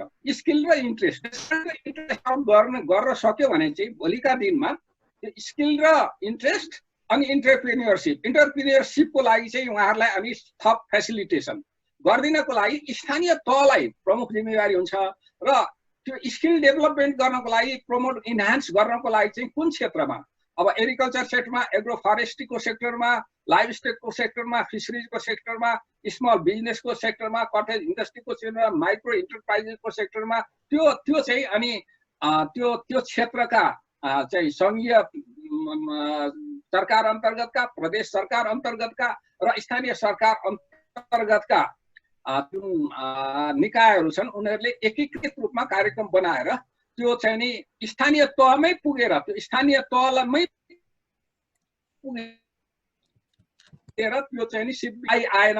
अबका दिनमा त्यो कुरालाई ख्याल राख्नुपर्छ। यसमा चाहिँ अब अघि हाम्रो चाहिँ नि ज्ञानमणि सरले भन्नुभएको कुरामा अलिकति मैले त्यो छुट्याएको कुरा थप्दै यो अहिलेको मुख्य जिम्मेवारी भनेको यो खास गरी एग्रिकल्चर सेक्टरलाई, लाइभ स्टक सेक्टरलाई र cottage micro cottage and small इन्डस्ट्रीलाई प्रमोट गर्ने जिम्मेवारी चाहिँ कसको हो भन्दा मुख्य जिम्मेवारी चाहिँ स्थानीय तहको हुन्। त्यस कारणले यहाँले भन्नुभएको एकदम ठिक थियो। अघि चाहिँ जनशक्तिको कुरा गर्नुभएको थियो, त्यो स्थानीय तहको क्यापेसिटी बिल्डअप गर्ने कुरा चाहिँ कार्यक्रममा आएन। हाम्रो स्थानीय तहको चाहिँ नि काम संविधानले भने अनुसार पनि 45% काम चाहिँ स्थानीय तहले गरिदिनु पर्ने, शिक्षामा उसैले गर्नुपर्ने, स्वास्थ्यमा उसैले गर्नुपर्ने, एग्रिकल्चर सेक्टरमा उसैले गर्नुपर्ने, वनको सेक्टरमा उसैले हेरिदिनु पर्ने, सबै सहकारीको क्षेत्रमा उसले हेरिदिनु पर्ने, तथ्याङ्क उसले राखिदिनु पर्ने, श्रमको क्षेत्रमा उसले हेरिदिनु पर्ने। त्यस कारणले गर्दा स्थानीय तहको चाहिँ क्यापेसिटी बिल्डअप गर्ने कुरा चाहिँ आउनु पर्थ्यो, त्यो आएन। स्थानीय तहको क्यापेसिटी बिल्ड नगरुन्जेल जनशक्तिको दृष्टिकोणले, प्रविधिको दृष्टिकोणले, पूर्वाधारको दृष्टिकोणले, साधन र स्रोत उठाइदिने दृष्टिकोणले, समन्वय गर्ने दृष्टिकोणले यो चाहिँ गर्नुपर्ने थियो। यो राम्रो कुरा उठ्यो। यसमा चाहिँ मैले लोकनाथजीलाई देखेका थिएँ, हाम्रो डाक्टर लोकनाथजीलाई। अनि उहाँ चाहिँ श्रम क्षेत्रकै मान्छे हो, मसित नि काम गर्नुभएको हो। लोकनाथजीले यसलाई पक्कै पनि यो सरकारसम्म पुर्याउनु होला, यसको अब्जर्भ गर्नु होला भन्ने चाहिँ मलाई लागेको छ। मैले यति मात्रै भने। सर, मैले अन्तिममा दुईटा क्वेसन राखेँ। एउटा क्वेसन चाहिँ यो न्यू इनोभेसनमा 2% ब्याजमा लोन दिने भनेको छ, तर लोनको सिलिङ चाहिँ नतोकिएको अस्पष्ट छ भन्ने कुरा र आम्दानी घटेको अवस्थामा ट्याक्स तिर्ने क्षमता नभएको कारणले सरकारले खर्चको व्यवस्थापन कसरी गर्छ भन्ने दुईटा साना क्वेसनहरू राखेँ। हजुर, एउटा चाहिँ यो चाहिँ नि नवप्रवर्तक स्टार्टअप, न्यू स्टार्टअपलाई अब यो चाहिँ वास्तवमा अब मलाई लाग्छ यो बजेटमा सबै नलेख्या होला। अब यो चाहिँ म पनि त्यो भित्र बसेर काम गरिरहेको छैन, तर भोलि सिलिङ तोक्ने कुराहरूलाई चाहिँ के हुन्छ भने मान्छेको त्यो क्षेत्रगत हिसाबले क्यापेसिटीको कुरा आउँछ, उसको चाहिँ नि इन्ट्रेस्टको कुरा पनि आउँछ र क्षेत्रको कुरा आउने, स्कोपको कुरा आउँछ। सबै आउँदाखेरि उसले त्यो भित्र चाहिँ अब भनौँ न, अब 100 रुपियाँ लाग्ने रहेछ भने उसको क्यापेसिटीमा भन्ला कसैले चाहिँ मैले 70 रुपियाँ चाहिँ लोन लिन्छु, 30 इक्विटीमा सक्छु भन्ला, कसैले होइन म त 40 मात्रै लिन सक्छु भन्ला। यी कुराहरूले निर्धारण होला जस्तो मलाई लाग्छ। अनि दोस्रो कुरा चाहिँ के भन्नुभएको छ सरले? ट्याक्स तिर्ने क्षमता कम भएको अवस्थामा रिसोर्स म्यानेजमेन्ट कसरी हुन्छ भन्ने। अहिले ट्याक्स तिर्ने कुरा चाहिँ के छ भनेदेखि अब ट्याक्समा अहिले जुन राहत दिएको छ यसले धेरै ट्याक्स घटाउँदैन। हेर्नुहोस्, तपाईँ ट्याक्स चाहिँ अहिले ओल्ड टाइम ट्याक्स लगाउनु पर्थ्यो थप भन्ने मलाई लाग्छ। अहिले तपाईँको आएन। जस्तो अहिले हामी कुरा गरिरहेछौँ, केमा कुरा गरिरहेछौँ? भर्चुअल भनेर होइन, आइटीको प्रयोग गरेका छौँ, इन्फर्मेसन टेक्नोलोजीको प्रयोग गरेका छौँ, कम्युनिकेसन उसको प्रयोग गरेका छौँ। यो हामी कहाँ पे गरिरहेछौँ, मैले पे गरिरहेको छु, त यहाँले सबै हामीले पे गरिरहेछौँ। र यो गर्दा त्यो चाहिँ इन्टरनेट सेवा प्रदायकको बिजनेस पनि बढिरहेछ, टेलिकम्युनिकेसनको बिजनेस पनि बढिरहेछ। उहाँहरूलाई चाहिँ यो कोभिड ट्याक्स लगाउनु पर्थ्यो होइन, किनभने अपर्च्युनिटी प्रफिट उहाँहरूले प्राप्त गरेका छ। यस्ता केही बिजनेसहरू छन् सरकारले सर्ट आउट गरे भए हुन्थ्यो। अब यसमा पनि त्यसै पनि अब भोलि त यी क्षेत्रबाट त ट्याक्स त थपिएर पनि आउँछ। र जहाँ जहाँ अहिले चाहिँ दिएको छ तपाईँले 25-50%, त्यसबाट अरबमा पनि कम हुँदैन त्यो ट्याक्स, करोडमा मात्रै कम हुने हो। हेर्नुहोस्, मैले हेरेको छु त्यो कुरा। तपाईँले अब 20 लाखसम्म हुनेलाई चाहिँ नि उसलाई त ट्याक्सै लाग्दैन। 20 लाखसम्मको कारोबार गरेर साँच्चै फाइल आउट गर्दा 4 लाखभन्दा कमै हुन्छ, 1% ट्याक्स लाग्ला। त्यस कारणले गर्दा बरु त्यो सामाजिक सुरक्षाको दृष्टिकोणबाट छुट्टै प्रबन्ध भइसकेपछि त्यो 1% ट्याक्स चाहिँ बरु अहिले हटाइदिएको भए त्यो 1% पैसा पनि उनीहरूले आफ्नो जीवन लागतमा प्रयोग गर्न पाउँथे। त्यस कारणले यो तपाईँले ट्याक्समा घटाएको कारणले गर्दा अहिले धेरै रिसोर्स बरु अब स्कोप घट्यो भने घट्ला, ट्रान्जेक्सन घट्यो, इम्पोर्ट घट्यो, इन्टरनेट प्रोडक्सनै भएन, एक्टिभिटिज भएन भने चाहिँ होला। तर यसबाट धेरै ट्याक्स घट्ने अवस्था छैन। तपाईँले इन्कम ट्याक्स घटाएको छ, हिजो नि 5 वर्षलाई दिएकोलाई 7 वर्षमा भयो भने त्यो कहिले आउने हो? कहिले? 7 वर्ष अझै बाँकी छ होइन। त्यस कारणले गर्दा यो म त त्यो क्षेत्र झन् घनीभूत रूपमा ट्याक्सको क्षेत्र हेरे मान्छे हो। त्यस कारणले अलिकति अब पोलाइटली ट्यालेन्ट भनौँ न, एउटा चाहिँ पोलाइटली यो कुराहरू त्यहाँ बजेटमा राख्या हो। यसले चाहिँ ट्याक्स बाहेक धेरै ह्याम्पर गर्छ। सर, अन्तिममा एकदम ज्ञानबहादुर तामाङ सरको एउटा क्वेसन रहेको छ। सर नमस्ते सर, मेरो खास नमस्ते सर, मेरो खास एउटा सानो जिज्ञासा, जस्तो अघि सुनिधि म्यामले कुरा राखिरहनु भएको थियो, डिफ्रेन्ट खालको स्किल नभएको मान्छेहरू र स्किल नै डिफाइन नभएको अवस्थामा आउँदाखेरि के गर्ने भन्ने पर्सपेक्टिभमा सरले चाहिँ उत्तर दिने क्रममा स्थानीय निकायलाई लगाएर स्थानीय निकायको थ्रुबाट हामी चाहिँ त्यो कुरालाई हामीले के फुलफिल गर्नु पर्ला भन्ने पर्सपेक्टिभमा हजुरले स्थानीय निकायको चाहिँ त्यसमा भूमिका देख्नुभयो। तर मलाई अब यसमा सोध्न, यहाँ मैले फोरममा त राख्न खोजेको क्वेसन भन्दा पनि एउटा चाहिँ सानो यस्तो किसिमको परिवेश छ भन्न खोजेको। जस्तो कि अहिले लकडाउनको सिचुएसनमा, कोभिडको यस्तो सङ्क्रमणमा हाम्रा स्थानीय निकायहरूले विभिन्न सूचनाको माध्यमबाट चाहिँ तपाईँको घर छेउमा कोही मान्छे चाहिँ बाहिरी जिल्लाबाट कोही आउँछ भने खबर गर्नु भन्ने उनीहरूको जानकारीको अनुभव हामीले खबर गर्दा उनीहरूले कस्तो किसिमको इरेस्पोन्सिबल जवाफ दिन्छन् भन्दाखेरि ए फलाना ठाउँमा त्यहाँ भिड छ, तपाईँहरू गएर आफै उदाहरण आफै गएर भनिदिनुहोस् न, म अहिले यहाँ व्यस्त छु भन्ने हाम्रा स्थानीय निकायका अधिकारीहरू छन्। अनि यस्तो अवस्थामा के हामीले त्यो सोचेको सम्भव होला? उनीहरूले आफ्नो भूमिका निर्वाह गर्ला? मेरो यति मात्र प्रश्न, यसमा हामीले के सोध्न सक्छौँ भन्ने पर्सपेक्टिभमा।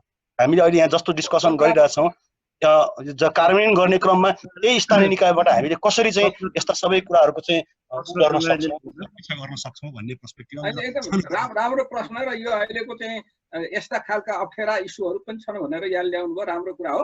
अब यसमा चाहिँ कुरा के छ भने अब लकडाउनको मोडालिटी कसरी जान्छ र महिना डेढ महिनामा असाढसम्म जाँदाखेरि हाम्रो यो संक्रमण चाहिँ नि एउटा परीक्षणले नै एउटा चाहिँ नि टुङ्गोमा पुग्ला। त्यो परीक्षण पुगिसकेपछि अनि के हुन्छ भने अहिले यहाँले भन्नुको मनोवैज्ञानिक त्रास छ नि अहिले त्यो मान्छे आयो भने के होला मैले भनेदेखि तर मलाई ल्याएर त्यहीँ राख्देलान्।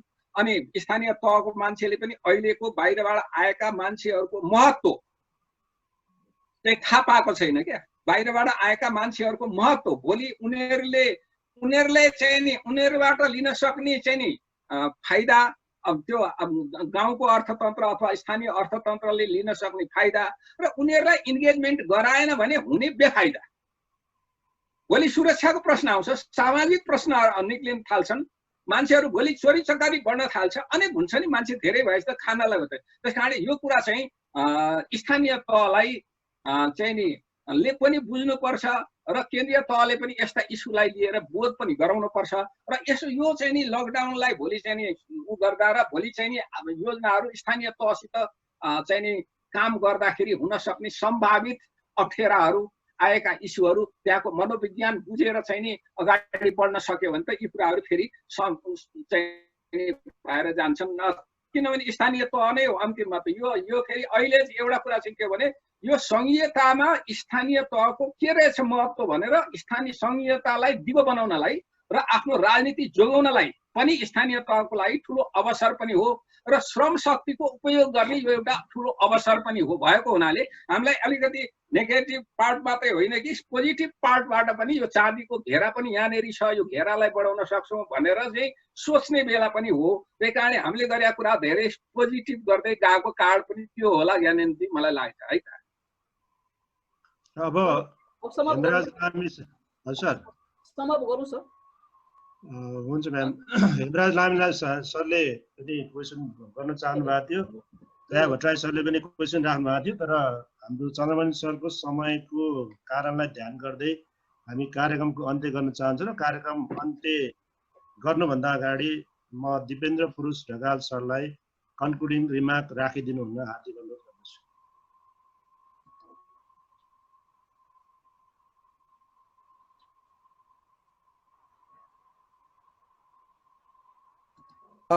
Thank you very much Chandramani ji, असाध्यै राम्रो। अब जम्मै जिज्ञासाहरू जति फ्लोरबाट आयो, हुन त एक दुईजना साथीको अझ बाँकी नै रह्यो, असाध्यै राम्रोसँग त्यो चाहिँ नि यो परिप्रेक्ष्य चाहिँ नि बजेटमा मुखरित हुन नसकेका भावनाका कुराहरू पनि ल्याएर चाहिँ छलफल गर्न पाइयो। वास्तवमा चाहिँ एकदमै वाइडेन भयो हाम्रो चाहिँ अहिलेको बजेटको बुझाइ।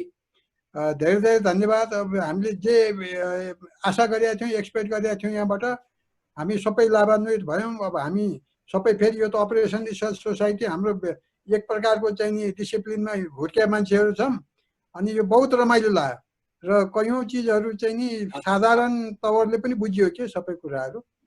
यो साँच्चीकै अहिले अन्तिममा तपाईँले भन्नुभयो जस्तै यो साँच्चीकै रूपमा यो यदि सङ्घीयता नभएको भए, स्थानीय सरकार नभएको भए अहिलेको अवस्थालाई चाहिँ नि सम्हाल्नको लागि सङ्घीय सरकारलाई गाह्रो हुन्थ्यो।